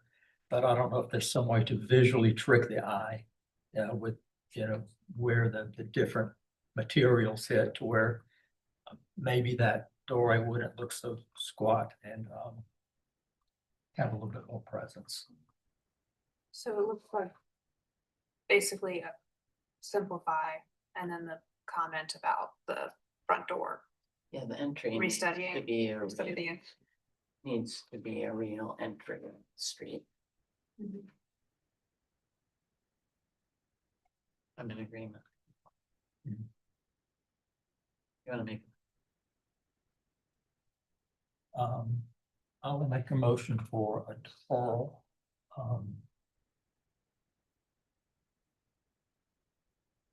With the restudy of the complexity of the building's form and refinement of the building entrance to give it more presence.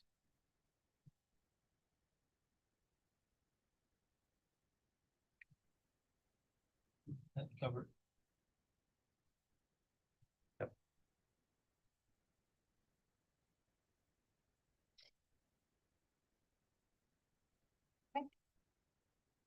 We have a motion on the floor for deferral, for restudy of the complexity of the building, of the building's form, and refinement of the building's entry to give it more presence. Do I have a second to Bill's motion? Second.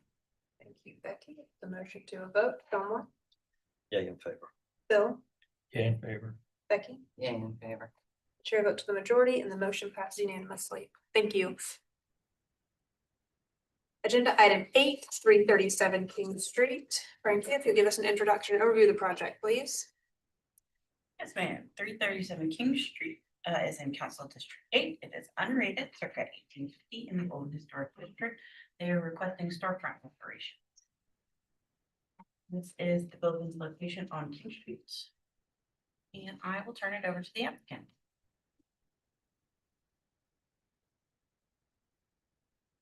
Hello, I'm Erin Blaylock. And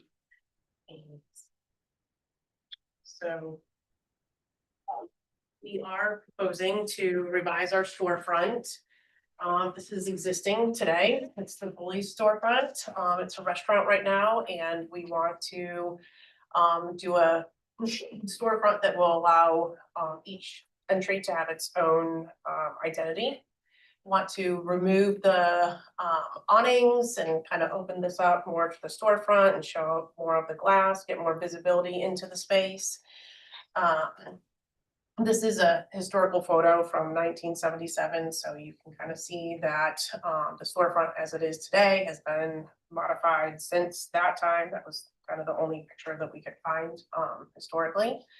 So we're proposing to come back just basically in the existing opening itself. We're not going to do anything to the existing structure outside of that and infill with our new storefront design. So we do want to open it up again with the double doors and then the window pattern itself.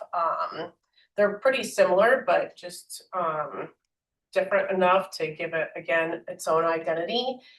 We also want to add a sign band at the top. So we're doing that with some different moldings to add detail to it. So we've got a crown molding up at the top, and we do have just a sheet copper cap that would just slope back up to the building itself.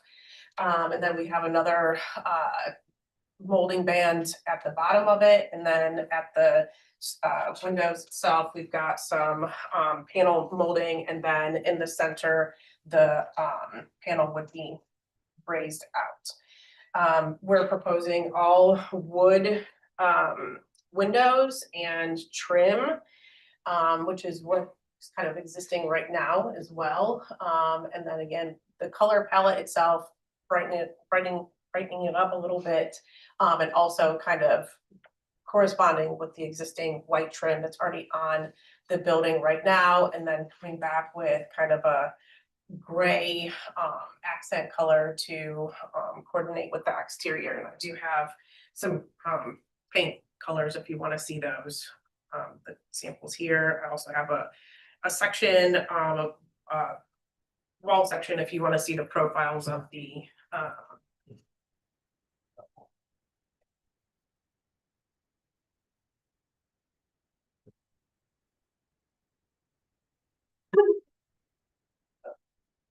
paint chips. Yes, thank you.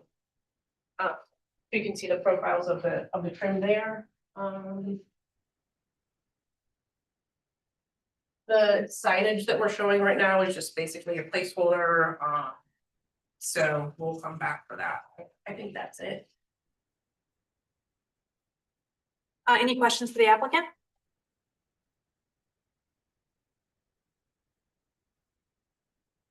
All right, thank you. Do we have anyone speaking? All right, Frank, you could give us any staff comments and recommendations, please. Staff had a couple observations. The 3D rendering makes it look a little disproportionate, but we think the proposed storefront is appropriate on King Street. Our only conditions for approval would be that meets alterations for that stay, and I mean the windows, I'm not talking about the sign yet, be within the punched opening. Staff recommendation is a conceptual approval with board and staff conditions and the preliminary final review of staff. Thank you, Frankie. Ms. Bell, did you want to respond to or clarify anything raised in the staff comments? We are just infilling in the existing opening as presented. So again, not doing anything to the structure. That's just been a consistent comment we've made when we have the brick openings like that. So it wasn't really directed at you. It was just we're trying to be consistent among applicants. Okay. I do have a question for you. Can we use double pane glass or do we have to use single pane glass? Pretty, King Street. Yeah, for security purposes, we typically approve it on King Street. Yeah, I mean, it would, All right. in dimension, yeah. All right, we'll move into board discussion and a vote. I'm glad you provided us with a section, because that was a lot of what my questions were going to be based on. I do think that what's happening, that all of this does need to set deeper into that existing opening more, so you have a little more, end up with a little more masonry reveal around the edges. I think that the trying to create the sign band up there, I think is, in my opinion, is a little complex, and it's might need to be simplified a bit, because it's not actually going to appear as being part of the storefront with the storefront set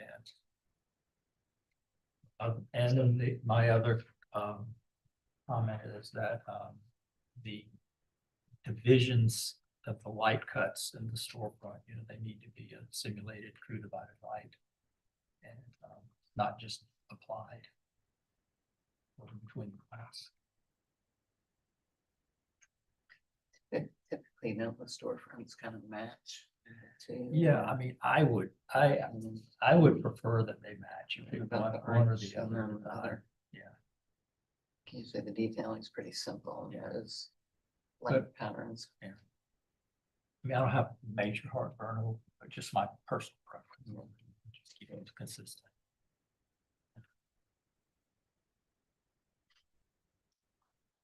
Right. Your comment about simplifying the banner. How do you feel about that?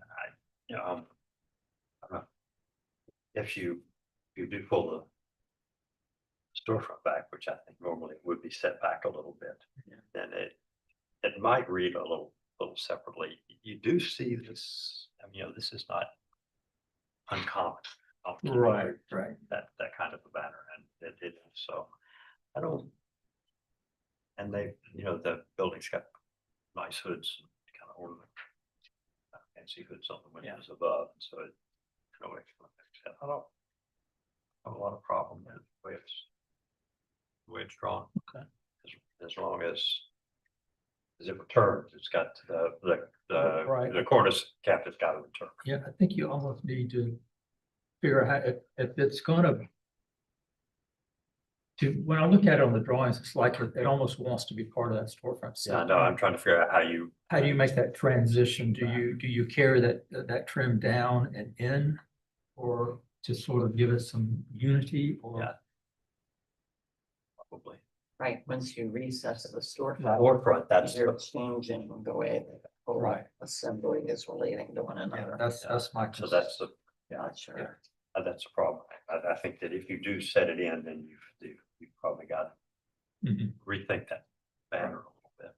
And I don't know if just toning it down would make any difference, you know, sort of making it less fancy and then it just really became I think. just an applied sign Yeah. banner. I think it either needs to find a way to, drop down and connect into the storefront system. Or it needs to sort of maybe detach, maybe, and go up. Yeah. And become a completely separate element. But I think staff could kind of work out those details with them. Oh, yeah, I don't think Yeah. so. Yes. Commenting on the fact that it's a little more complex than Yeah. what we see right here. And particularly if you use a storefront back here. More complex. Well, Bill, did you want to make a motion? I would make let's see, they're asking for some conceptual approval with preliminary and final review by staff with conditions that the storefront system be inset into the masonry opening. Should we put a distance or? Like how much Yeah. reveal you're gonna get. Yeah. I think that. Yeah, to produce a noticeable reveal.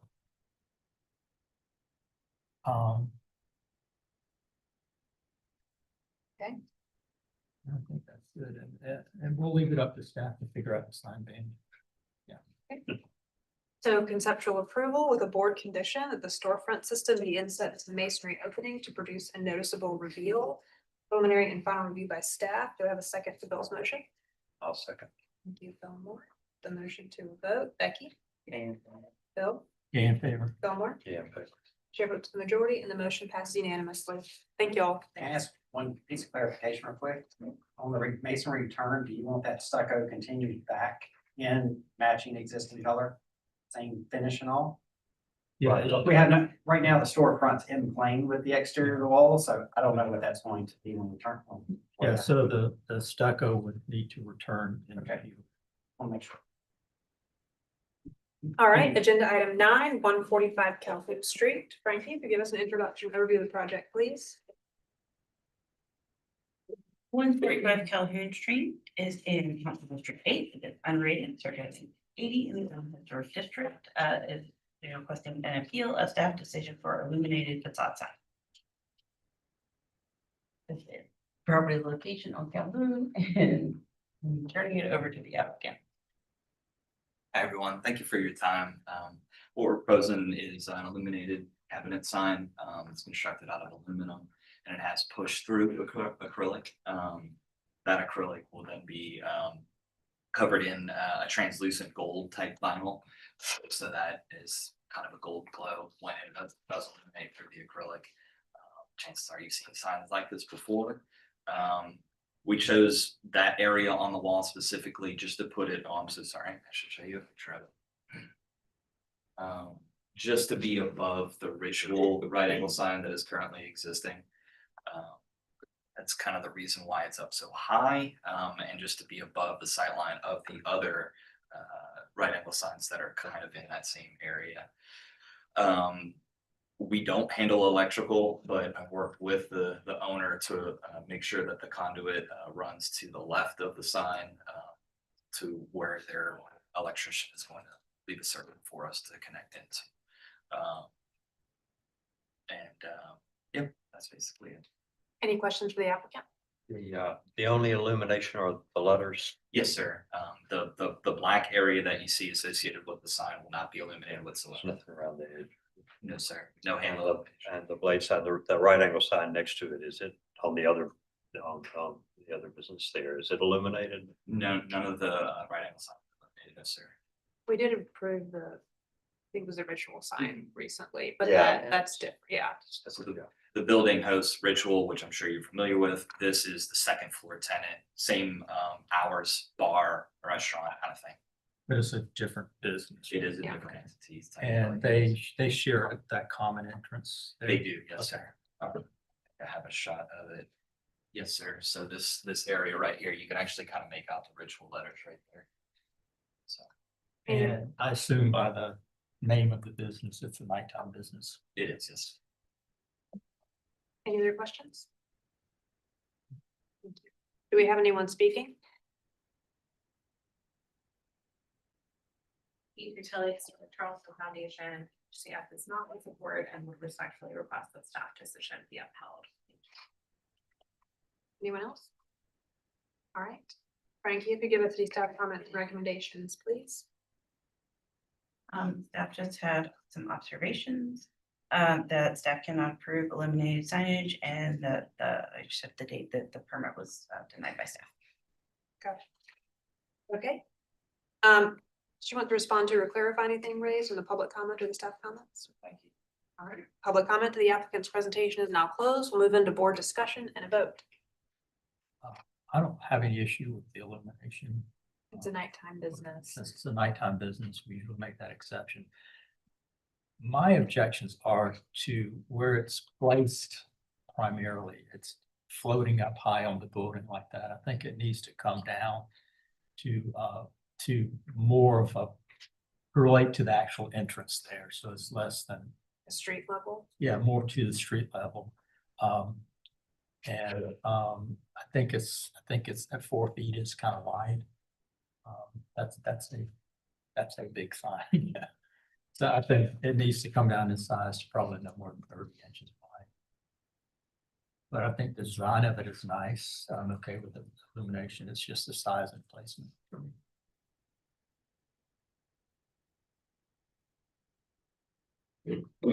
Example of illuminated appearance scared me a little bit. You're not happy? It's a little neon in the. Oh, yeah, yeah. But, Oh, that. I think that's That's the example you don't want to show. Right. Don't want to see. That's why. hopeful that given the size of them rendering it. So, okay, I guess if we wanted to, I guess reverse staff's decision. And approve the signage, but it would be with conditions. I think so. Okay. Yeah. I agree with Bill. I think it's too big. I mean, it occupies that whole pilaster. It's too big. And then, yeah, it's pretty. Yeah, I think if you're Pretty going high, to yeah. approve it, Yeah, I you think if you're walking the sidewalk, you ignore the wouldn't staff see it. denial and just approve with. This is big. Okay. I'll make a motion. It would just be for approval, we would just ignore it. Yeah, make a motion for a conceptual approval with the condition that the fine be lowered to, I'll let staff figure out the exact height, to be lowered to entrance level, building entrance level, and to be reduced in width to no more than 30 inches.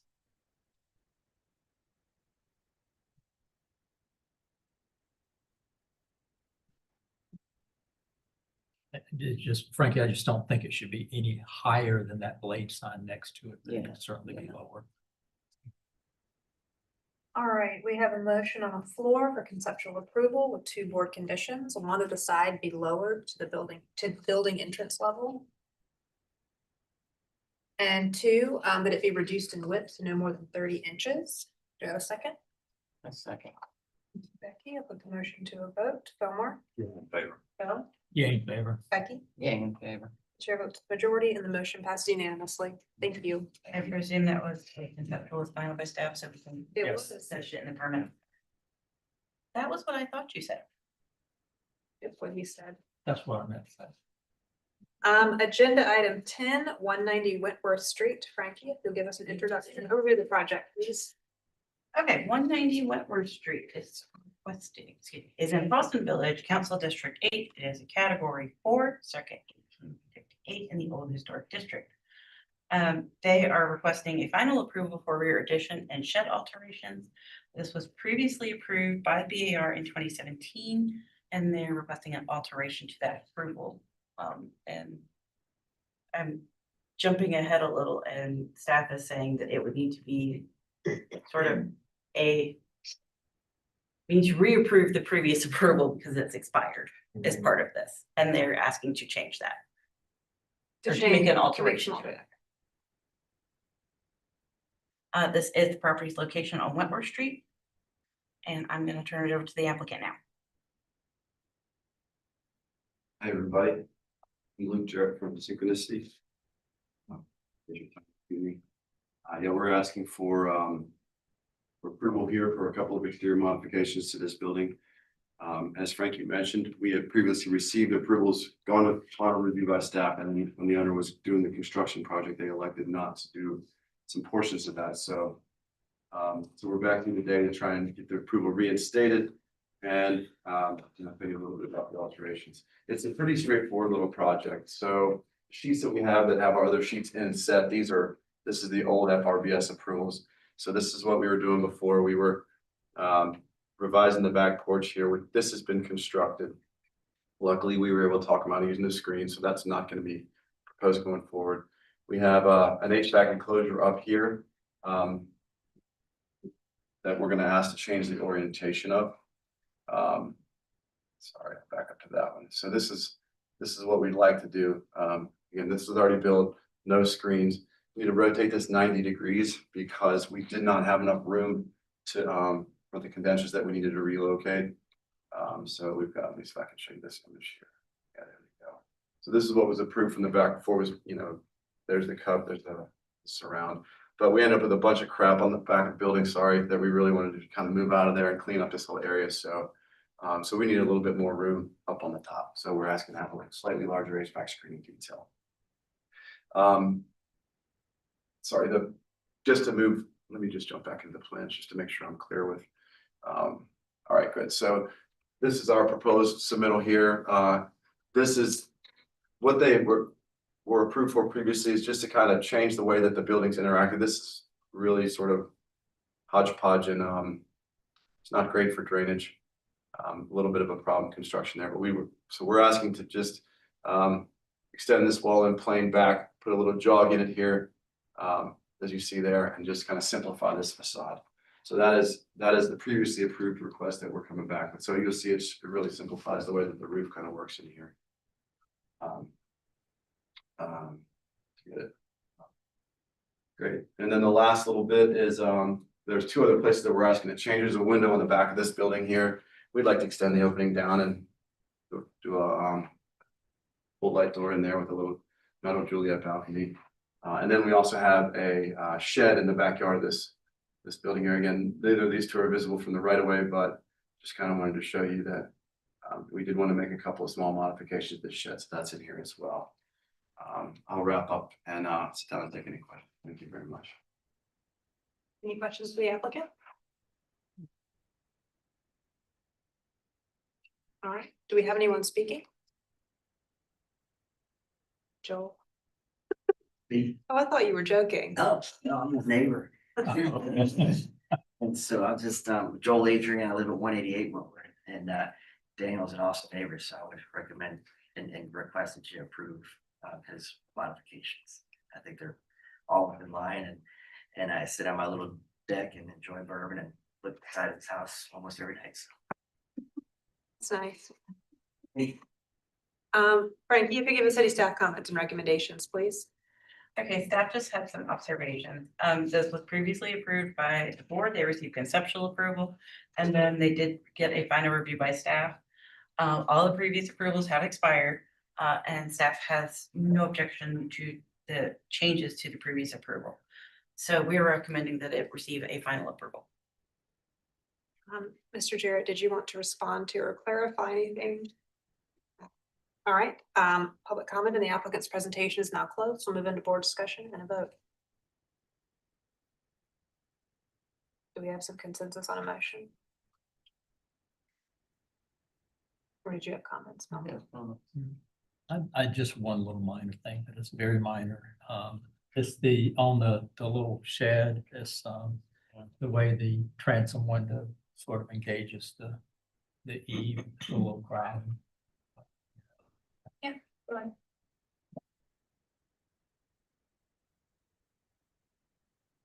Oh, the other way. Oh, yeah. Which sheet are you looking at, Bill? AA 202, Yeah. all right. Yeah. Belong. Right. Sorry. So I'm kind of.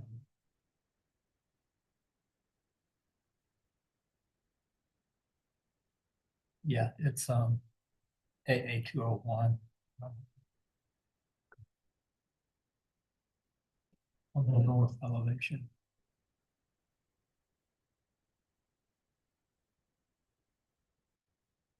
I'm not sure how visible that's even gonna be back there.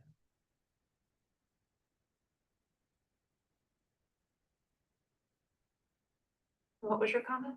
It's just the transom looks like it's crowding the eaves. And like, it's not something I have major heartburn over. It's just sort of an observation.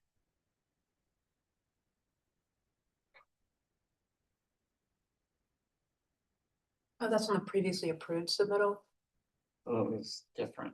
Yeah, look at, so I think Bill's looking at AA 201P. Am I looking at the wrong one?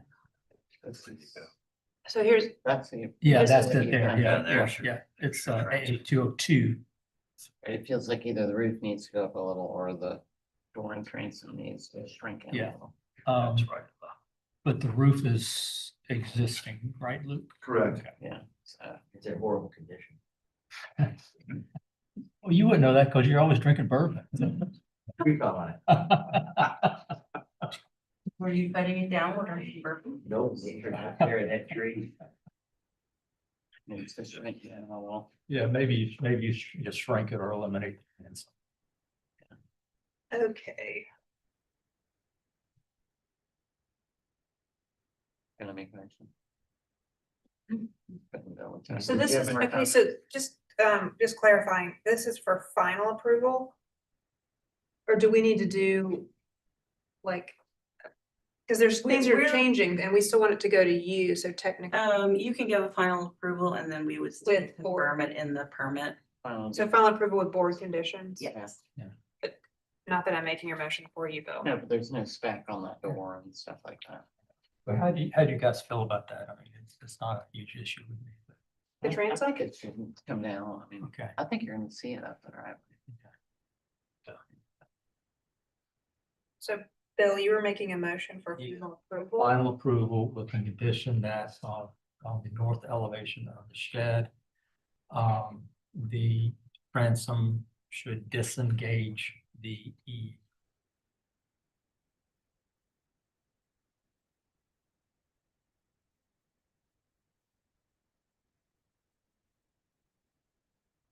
I mean, I think that's actually south. Oh, No. yes, that's mislabeled. I mean, it's facing south. Right. but- Is it the north elevation? It's Well, it's labeled as facing north. south, but it's called north. It's labeled the north. For motion purposes, should we call it the north since that's what it's labeled as? Mm, Well, there's also only what there's no other transom, so I don't know. Yeah. Okay.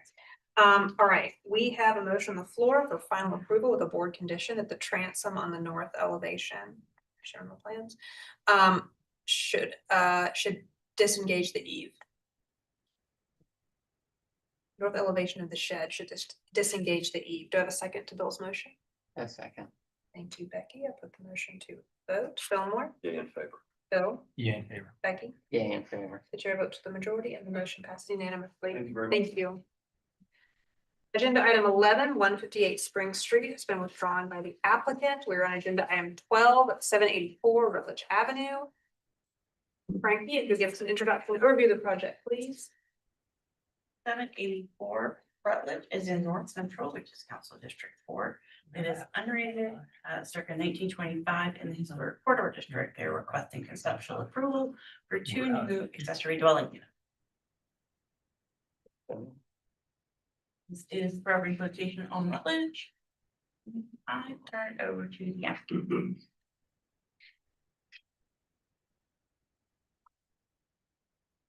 All right, thank you, Bill Adrian, Coastal Creek. I'm hoping that this y'all's conceptual review, usually my conceptual reviews, not even in the ballpark of what I should review, but I think I'm in the ballpark here, and I hope that y'all will agree. 784, we have a nice deep lot. We are in the process of TRC. Probably got another 9 months plus before that's done. Existing house sits on side property line, and we're looking to add 2 new accessory dwelling units in the back. So our proposed site plan shows existing, and then these two proposed units. So I believe that length is about 33% less than the existing structure.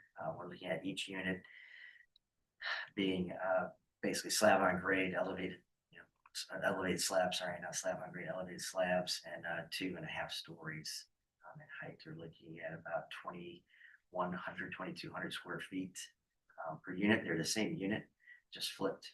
And so first unit directly behind existing house, there's a little porch on that driveway side, and then near that thing, the porch is at the rear of the property. So here is just some existing elevations of the current house. So then pictures of where we're working. I think this is an important photo to look at and see what is going on each side and in the area of this property, and the height and scale of those other accessory units that have been built behind other historic homes. Floor plans are proposed with first floor, great room, dining, kitchen, not too large. Second floor, a couple of bedrooms and bathrooms, and then third floor in that attic space, just an extra potential bedroom, or it could be a flex room use for someone. The dormers are meeting the standard. I believe our knee walls are 2 feet high. The width of the dormer is at 30% of the wall below it. We're not trying to be too large, but it's just the one on the right side obviously needed for stair height to get up to that other floor. And then there's the building section for you. Elevation. So elevation that would face Rutledge. Elevation that is on the shared property line. Rear elevation, and then the one that shows the little porch that will face the driveway. And the other one is similar, just flipped around the other way. This one here obviously shows the existing main house, and then the proposed dwellings in the back. The opposite side there for you. Guess I'll leave it there and take questions. I should have looked at this before, but what's your ceiling heights? We'll go back, see if I can Oh, find I it. think I see it. They're 10, 9, and 8. I hit that 10. section, I think it might be easiest for you. So Yeah, I see it now. yeah, so we have a Section A. taller first floor ceiling. Well, I shouldn't say that because we're going to top of structure there, sorry. So it's 10, 9, and then trying to get 8 feet on the flat in the third attic area. Say 10, 9, at least. Depending on some framing. Any other questions? All right, do we have anyone speaking? Tilly, Historic Charleston Foundation, as proposed, the 2 accessory structures are taller than the historic primary building. According to the Charleston standards, new construction should be sympathetic to the historic features that characterize having a context. The proposed accessory structures do not appear clearly subordinate to scale or height, which diminishes the historic character of the site and challenges the architectural hierarchy that should be maintained. HCF is also increasingly concerned with the broader trend of applications for accessory structures that do not remain subordinate in height and scale to the historic buildings they accompany. And we respectfully recommend denial of this application so that the height and scale of accessory structures may be restudied to ensure they are compatible with and respectful of historic context.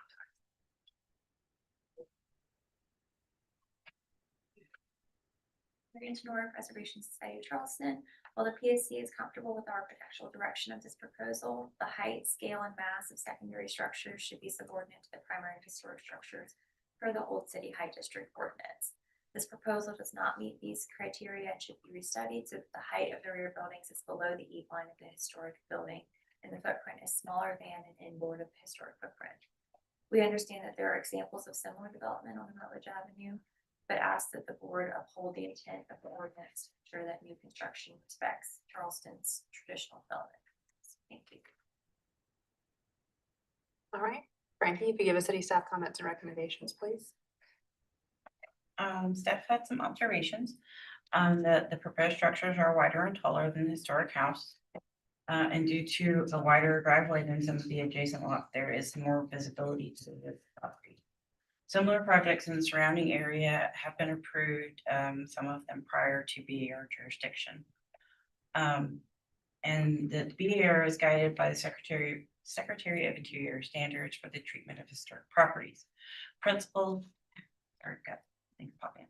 the principles indicate that new construction shall not destroy the spatial relationships that characterize the property, and the new work shall be differentiated from the old as well as compatible with historic material, features, size, scale, proportions, and massing to protect the integrity of the property. As proposed, the new structures overpower in height the existing historic building. To mitigate, consider relocating the new structures to the back of the lot or provide some sightline studies from public rights of way to determine visibility. A staff recommendation is a deferral for restudy. Thank you. Joel, did you want to respond to or clarify anything? Yes, please. So let's see if I can go back to, is this working? Yes, so I do realize that we are a little over 2 feet higher. Certainly look at that as far as ceiling heights on rooms. Probably take first floor to 10 from 10 feet down to 9, get a foot out of this. I think my bigger concern be when I look at what's around and when you look at the aerial and you see that I mean, this is new construction. This isn't, you know, from 20 years ago, and what's happening in that. Just want to make sure I'm not being held to a different standard than neighbors have been held to. We did look at sort of the issue with taking the buildings and putting them to the back of the site and having parking in the middle had something to do with the drainage and going through TRC. The civil engineer saying that his calculations, how he was doing things didn't work if we shifted the buildings to the back and even splitting and trying to get parking in the middle. He needed buildings to the front so he had that back area to work with. That's the main reason for how we located the two structures on the property. But I do feel that obviously we're looking for conceptual. It's your first review at it. We will be making changes. Modification will take your input. I mean, we always want to get something that's going to make the city better. Want to put something up that's frankly like what's next to us. And so, you know, value your inputs. I do believe that, like I said at the beginning, I think I'm in the ballpark this time. So just let me know. All right, public comment and the applicant's presentation is now closed. We'll move into board discussion and a vote. I think I can help clarify. Yeah, ask your question. Did the projects on either side of this predate the board's? So my jurisdiction? understanding is the ones on either side were going through the process prior to us having jurisdiction. And I'm not entirely sure from what I've read, from what I've been able to find, if where they were in the process, but it looks like they were already going through this prior to us getting jurisdiction. Do you remember any of you guys have been. The only one I have found. It was that 2016 when it's- Reviewed, It's been 2020. was, I think it's 3 doors down and it's 774 Rutledge. And the comment there, the observation I have is exactly the comment that we used for that one. And that was an adopted comment and used to push them further back on the property. Was 774 recent? 2 or 3 years ago. But our concepts were pretty clear. You have to be seated behind the existing building and you have to be lower. Oh, that was a different one though. That was a one-story building in the front.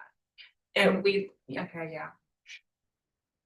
When there was a 774, for Rutledge was a really long one, do you remember That that? was we approved one that was larger, that was, the lot was extremely deep and the building was pushed all the way to the back. I think that was on, what's the street that runs under the interstate? Something like. Yeah, and it was pushed all the way back. Actually, Jennings brought that in. Yeah. Yes. Yeah. I think that got That's approved only because Way back. it read as a different lot, really. It was so far back. Yeah. And there was nothing in between. I mean, Yeah. there was no structures in between that would connect that building to the property. It was so far back. And the house in front was a very small. Yeah. You know, it would have been almost impossible to build anything lower than the house in front. Well, and Rutledge too was a one-story building when we said, Yeah. you know, and that is also a really long lot, Yeah. but it was a one-story, so. Right. We said it's really hard to be subordinate to a one-story house. Sure, you don't have any feeling for, you haven't actually measured those types. Measured the adjacent, Yeah, the adjacent ones, how tall. I haven't, but I can certainly make that happen for the next meeting. Yeah, a site section, cross section through all through property would be great. Okay. I think that would answer some questions. Yeah, the few times we've strayed from that general standard, there's been some circumstance where we've said, we're not creating a precedent here. There's something site specific that we've approved, something that's not subordinate to the main structure. You mean, Bill, if you just had added like the full length of, like this is the section showing the side of the building and the side of the other two. Other direction going through the Side site to side. and through the two adjacent sites. Yeah, so that you pick up the tall buildings from the two adjacent sites.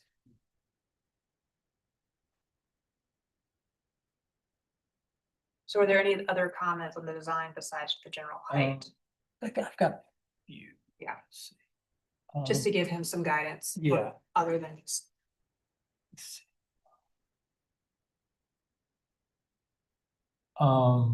Yeah, the possible site section, I think would help a lot. That's on my list. And I agree, the two buildings are not subordinate to the historic structure. This is a little minor comment, and this is a Bill Hewitt one that I've kind of carried on, but the center rail of your shutters, yeah, they should be below the parting rail of the two windows. So that they will actually shut. Or you can actually get them shut.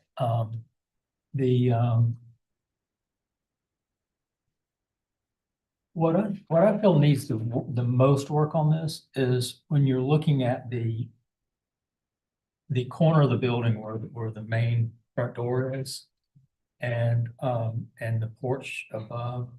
To me, that just doesn't work well together. That little recess for the downstairs door and then the porch is above. Yeah. Yeah, it would be, I mean, ideally, the front, the downstairs would be equal distance back as the upstairs porch. But maybe there can be, one can come in, one could go in or something. That, to me, that's just kind of the messy corner of the building. And then some of the windows and doors to me seem kind of disproportionate to one another. Like, and I don't know if it's just my eyes or what. It just seems like the windows on some of the elevations, when you compare them to the doors, they look a little big. Might be just my eye.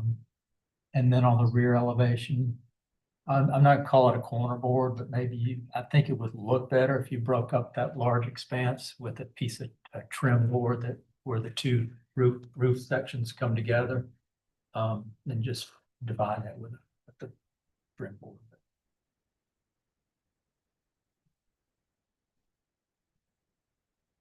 Any other comments?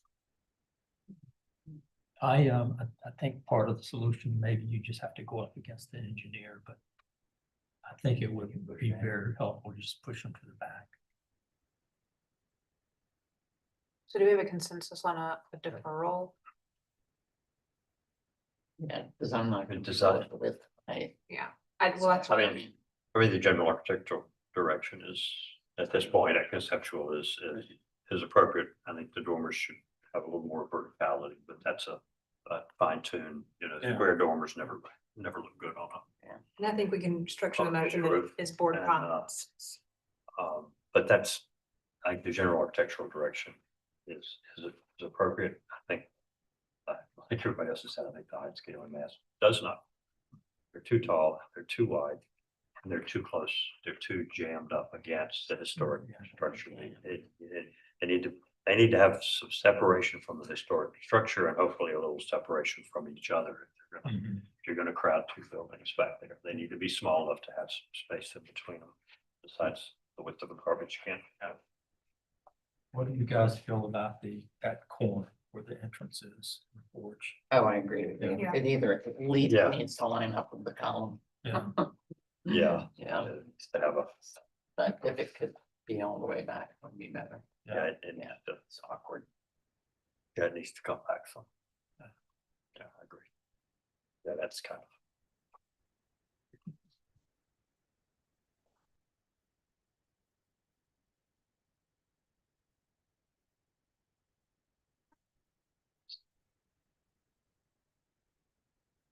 Elmore, did you want to make a motion?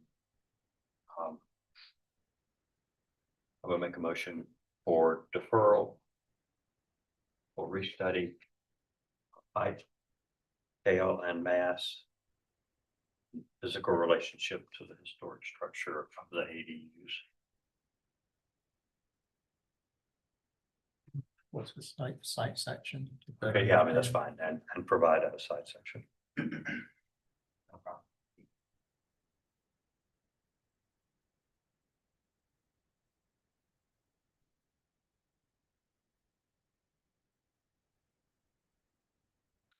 All right, we have a motion on the floor for deferral for restudy of height, scale and mass and the physical relationship to the structure of the ADUs. And the applicant to provide a site section. Do you have a second? Second, The motion to a vote. Bill, Yeah, in favor. Fillmore, Yeah, in favor. Becky, yeah, in favor. chair vote to the majority, and the motion passed unanimously. Thank you all. You, all right? I was in a ballpark. I only used one pen for comment. Agenda item 13, 134 Spring Street. Frankie, if you give us an introduction overview of the project, please. Oh, that's right. What?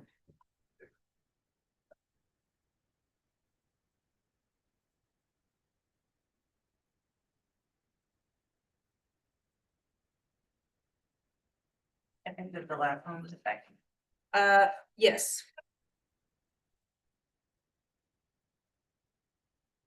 Got everything.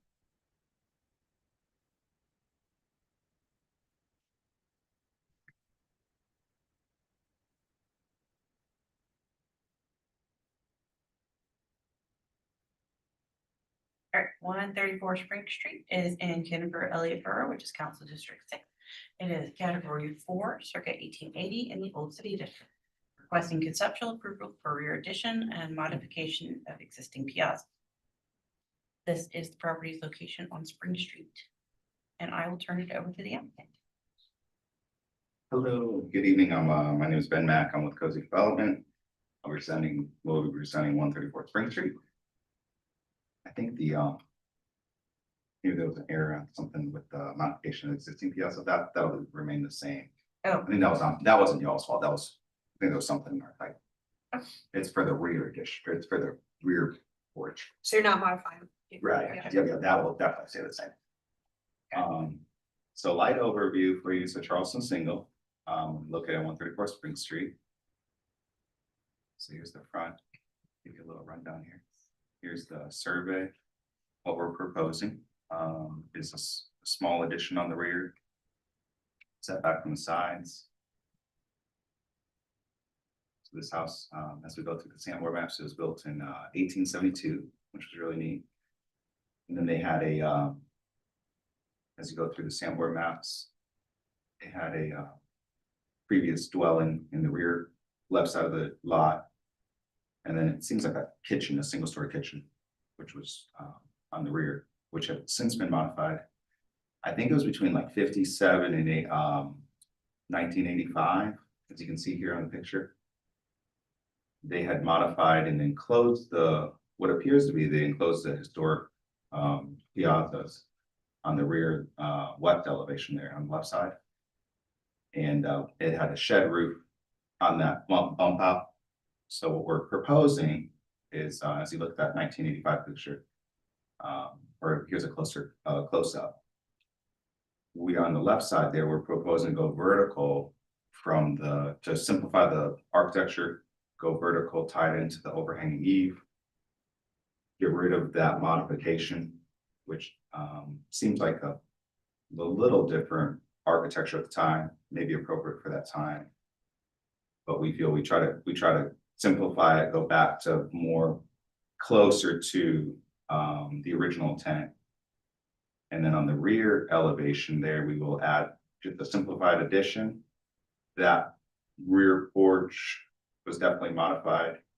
We're not positive of the age, but it looks like it was the 70s or 80s, just by the architecture of it and the simple columns and the squared off and the open eaves. So we'd remove that. Here's the roof plan. So you can see it's just a slight addition.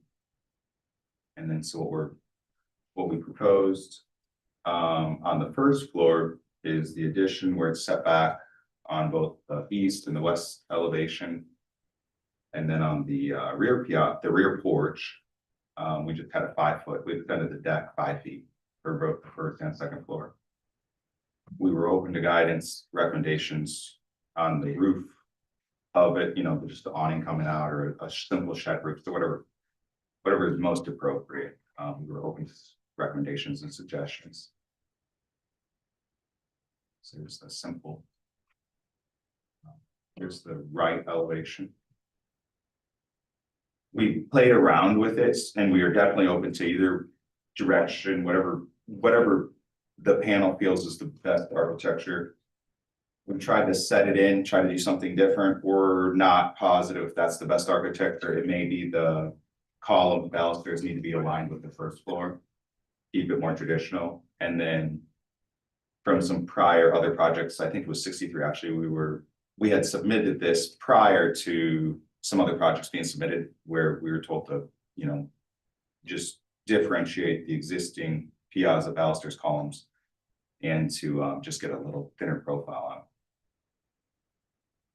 And then so here's the left elevation pointing out where they had enclosed the piazza. So this we're open to, but we definitely want to hear recommendations and what we were proposing is to clean it up a good amount.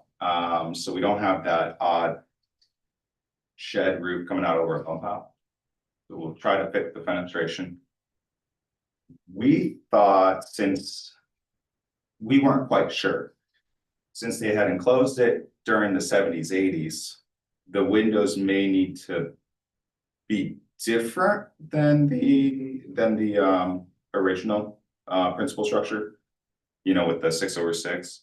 But we're definitely open to, any recommendations for fenestration, layout, and then, if you want 2/2, 4/4, and then if we need to shrink the windows. But we're definitely going to try to remove the 2 existing smaller windows on the left-hand side. Then there's the rear elevation. The proposed landscape plan. And then just some conceptuals with it cleaned up.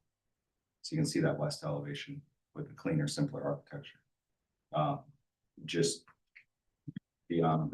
extending beyond the current piazza. And then there's your rear porches. And then the layout for with the new windows and doors off the rear, which can't be seen from the street. And that's it. Any questions for the applicant? Go ahead. So on the left elevation, right here. So is the addition being built at the plane of the bump out on the first floor? Are you taking that up? Or are you taking the bump out off? Oh, planning it up. You're planning it up. And so specifically, we double checked even today, the eaves do extend. It extends over the roof line of the eaves, it extends over 21 inches over the current second floor. And so we're gonna tie that in. That bump out is 18 inches from the differential between the first floor and the second floor. And so we would go vertical and then tie it into the eaves. So you wouldn't be needing to mess with the roof then. Right, we were very specific in checking the eaves and the depth. Looking at bringing it just right up to that. Okay. So we would hopefully, according to my team, it would fit real snug with the 3-inch. Yeah, it looks close. It's very close, yeah, so we don't, I triple checked it right Time to get before we up there. came, because I wasn't quite sure.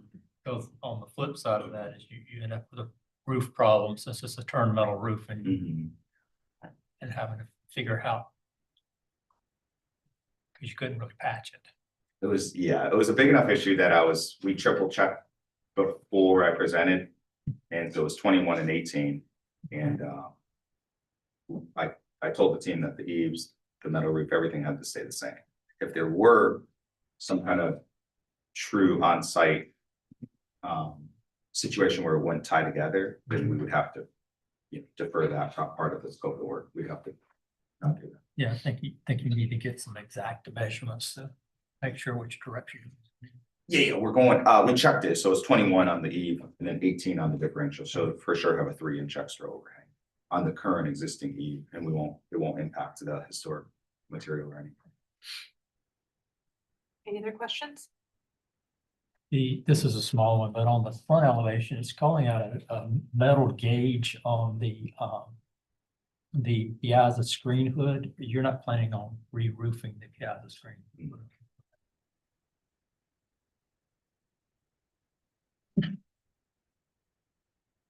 All right, thank you. Thank you. Is there anyone speaking from the public? Utility Historic Charleston Foundation. HCF has reviewed the request for conceptual approval. HCF requests that the massing of the proposed addition be restudied to ensure it's subordinate to the historic structure. Specifically, the roof height should be reduced to better respect the scale of the original building. Thank you. Leonard Sonora Conservation Society of Charleston. The PSC feels that this proposal is starting in a good place, but further study is needed to appropriately coordinate and differentiate the addition from the historic building. The even ridge height of the addition should be reduced and the material should be differentiated so the historic form is legible. Thank you. All right, Frankie, if you give us city staff comments and recommendations, please.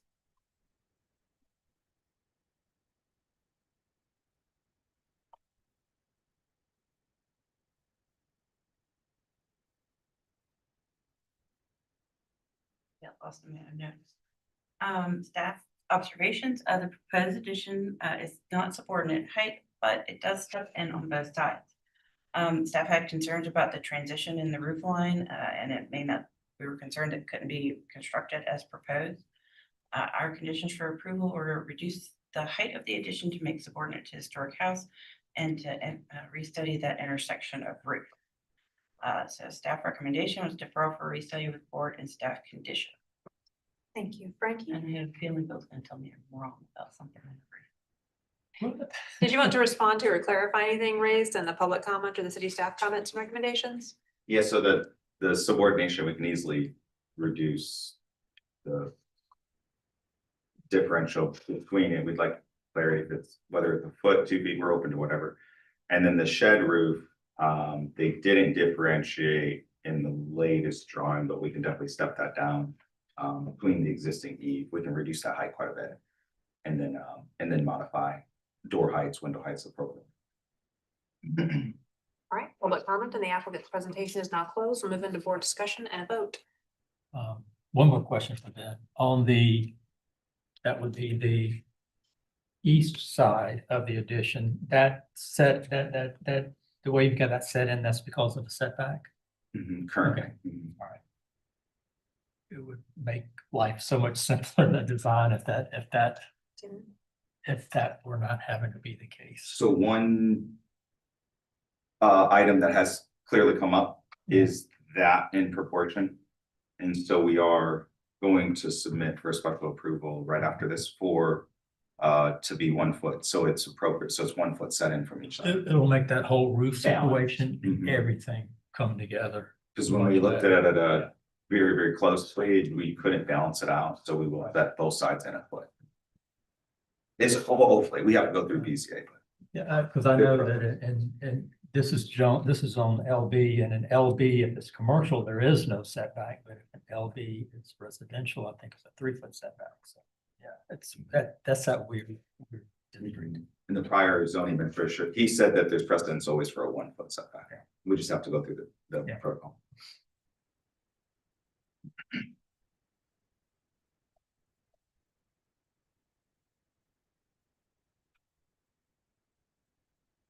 Yeah, I'll go ahead and get started.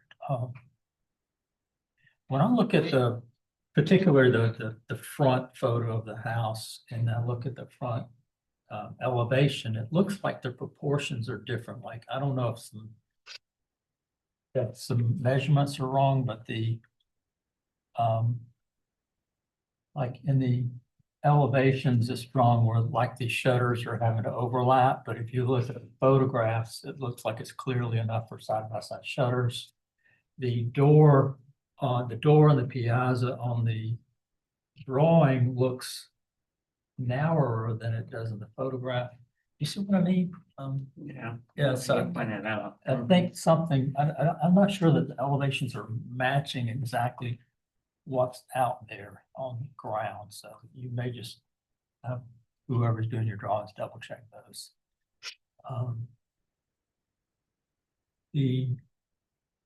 And then there's some cleanup things, like some of the elevations are missing, some of the fenestration, like the corner boards that aren't being shown.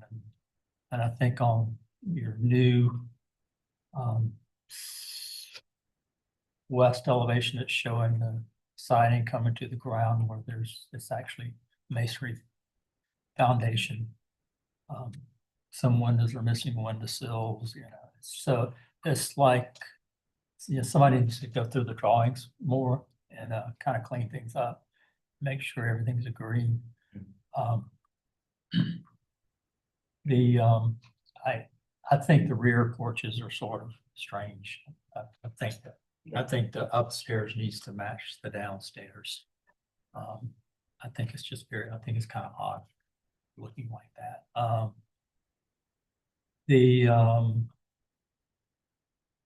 I don't know. Yeah, I think I think getting the variance is going to help a lot, in that I think you can then take the addition and tuck it all right underneath the eave of the existing house. Do you agree? Right. Yeah. Have this. Yeah, it's just sort of, it's a bizarre set of circumstances there now, so it's gonna clean that up a lot. So I don't know if we need to get a lot into the commenting on the addition, because it's gonna change. Right. Yeah. Other than I think the porch needs to align, the porches need to align. Yeah. And I can't decide how I feel about extending that bump out up. That one. Extending the bump out. Extends that. Yes. Yeah, it's, we're gonna need to see some sort of an eave detail to make sure that's actually work. Yeah. I also think that the window composition right on that side it could be cleaned up some. Yeah. And you've got, it looks like with those new windows, they're trying to maybe match the headers of the historic windows. Maybe those just become simplified. And just maybe the window spacing gets worked on, and just sort of clean up that composition of those 5 windows there. It'd be nice to be able to pull them away from that corner some. They would look a lot better. Right, this is all new. Yeah. Read is new. Yeah. Okay.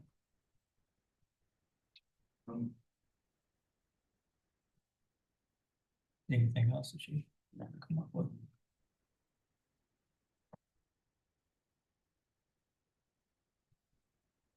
Do you want to make a motion, Bill?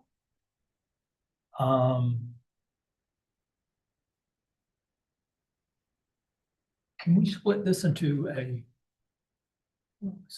almost want to do a deferral until we get until he gets his setback. And then we can see. Then we can see the new drawings, because the drawings are gonna change. So deferral for restudy and pending receipt of. Yeah, I would keep it simple like that, and then, whoever's doing your drawings, just have them go back and listen to the YouTube and to kind of pick up on board discussion. Okay. Typically, there's a zoning exception for 50% the length if you extend a non-conforming setback 50% the length of the existing building. So you may not even need to go to the whole. I was gonna say, what does he say, would he not need So a the side, that Yeah. particular side setback may actually already meet the exception within the writing of that zoning code. So I would look at that first. Okay, well, how about this for a motion? Deferral for restudy and pending receipt of variance if required. Yeah. And that way, we're not saying you need to get a variance if you don't. 'Cause you'd certainly rather not do that. That's Okay. Do I have a second to Bill's motion? Yes, a second. Thank you. It's kind of weird. This Bill's motion. I'll put the motion to a vote. Bill? Yeah, in favor. Becky? Yay, in favor. The chair votes the majority and the motion passes unanimously. Thank you. Thank you. Wonderful. Thank you, most helpful. Okay, agenda item 14, 287 Ash Avenue.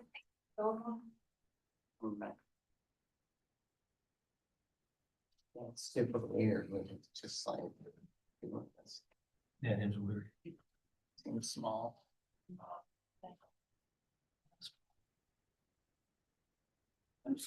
Like the sort. Okay, Ready? 287 Ashley Avenue is in the West Side Council District 6. It is a category 4, Group 2, 1915 needs art materials demolition permit.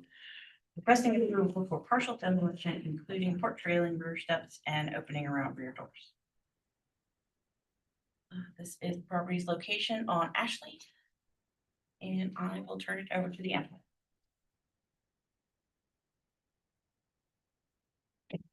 Oh, rest in peace to the architecture. The homeowners are looking to remove the rear stairs. That are somewhat of a more recent construction, as well as enlarge an existing door that accesses their kitchen into a rear portion of their piazza. This is the kind of view of the front of the home along the piazza, and we are talking about that rear section that is shallower than the front section.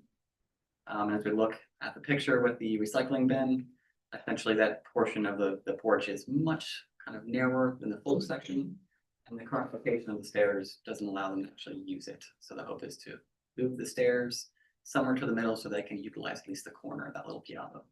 And then the existing door, the hope is to enlarge an existing door to put in French doors to better access that porch. The current condition of the stairs, as well as kind of the railings that surround it. Talk about kind of, there's already prepped and stuff in the siding. And then underneath, as you can tell on the right-hand side, the stairs are somewhat stacks of pressure treated wood, so they're not necessarily, historic stairs. Supported by various pieces of lumber and brick.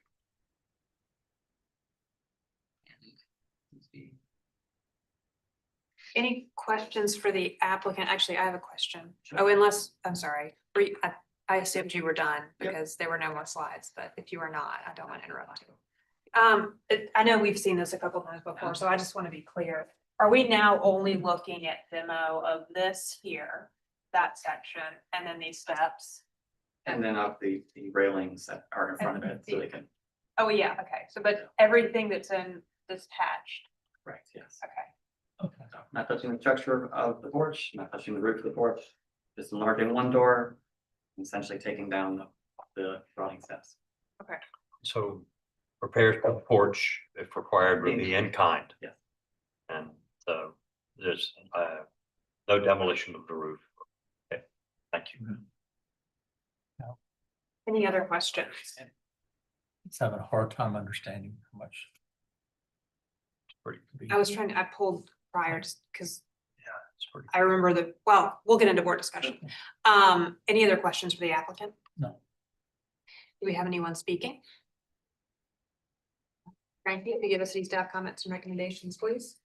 Okay, we sort of don't have one because there wasn't additional photographs or anything submitted, so we could not make any recommendation other than your previous one, which was the denial. Okay. Did you want to respond to or clarify anything raised on board comment before we move into board discussion? I would say that, you know, the pictures that were submitted and have been submitted continually show that, you know, the steps are pressure treated rotted lumber, the doors. So sections with signs have been changed in this particular area as well. So pretty consistent, all the different things we've turned in. Yeah. All right, public comment and the applicant's presentation is now closed. We'll move into board discussion and a vote. So my recollection on this one, my issue was the scope of demolition on that wall, and this has come down substantially from the original application. So I'm looking at this and it is a reduced area. It does not involve the porch roof. And I don't think I had a problem with the steps, but I am okay with the scope of this. I'll just say that. Yeah, I think this predated me being on the board. I don't remember this. It's Oh. been that long ago. Oh, maybe you, Maybe I wasn't. maybe you haven't, we've seen this I twice was there. before. Right. Yeah. You might not have been at the meetings. I may not have been. Yeah. So we've seen, this is the third time we've seen this, Doesn't- and yeah. it's come down substantially in scope. I think the original request was to remove that roof. Rebuild that section of porch. Yeah. I think they were gonna move the wall out, and now it's just this. Becky, what did you think? Yeah, I think it's much reduced from where it was before. Yeah. I think we were concerned before by the loss. The It loss involves the of- windows. We were concerned about There's- what things is. That's how it.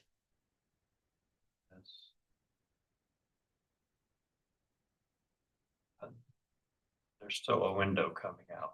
Oh, it's still here, it's still labeled. I think it's still labeled on the drawing. And the roof is still labeled on the drawing. I think if we were to approve this, I think I we think should, you because I see that you doing do. non-historic And so- windows. I think we just, And when I studied it, I thought that all of that was not happening, but there's the note on the drawing. The notes were throwing me. Yeah. that's why I asked. And so I think the motion, if Right. the board agrees, it needs to be clear that it's the door, wall, porch steps, and portions of the railing. Right, Yeah. to accommodate the removal of the steps and. Yeah. And so, yeah, I mean, this is significantly diminished and, 5.4 is reasonable opening for minus French doors. I think they did what we asked, and knowing what the original scope of the demo was. Considering, so get rid of poor condition that no windows and no part of the roof demolished. Fillmore, did you make a motion? I would make a motion for approval of demolition of the door, steps, and railing associated. I think these little pieces of the wall too. Of the The door. of the door and the 5'4" of wall indicated on the drawings and the steps. And board condition that no windows and no part of the roof are to be demolished.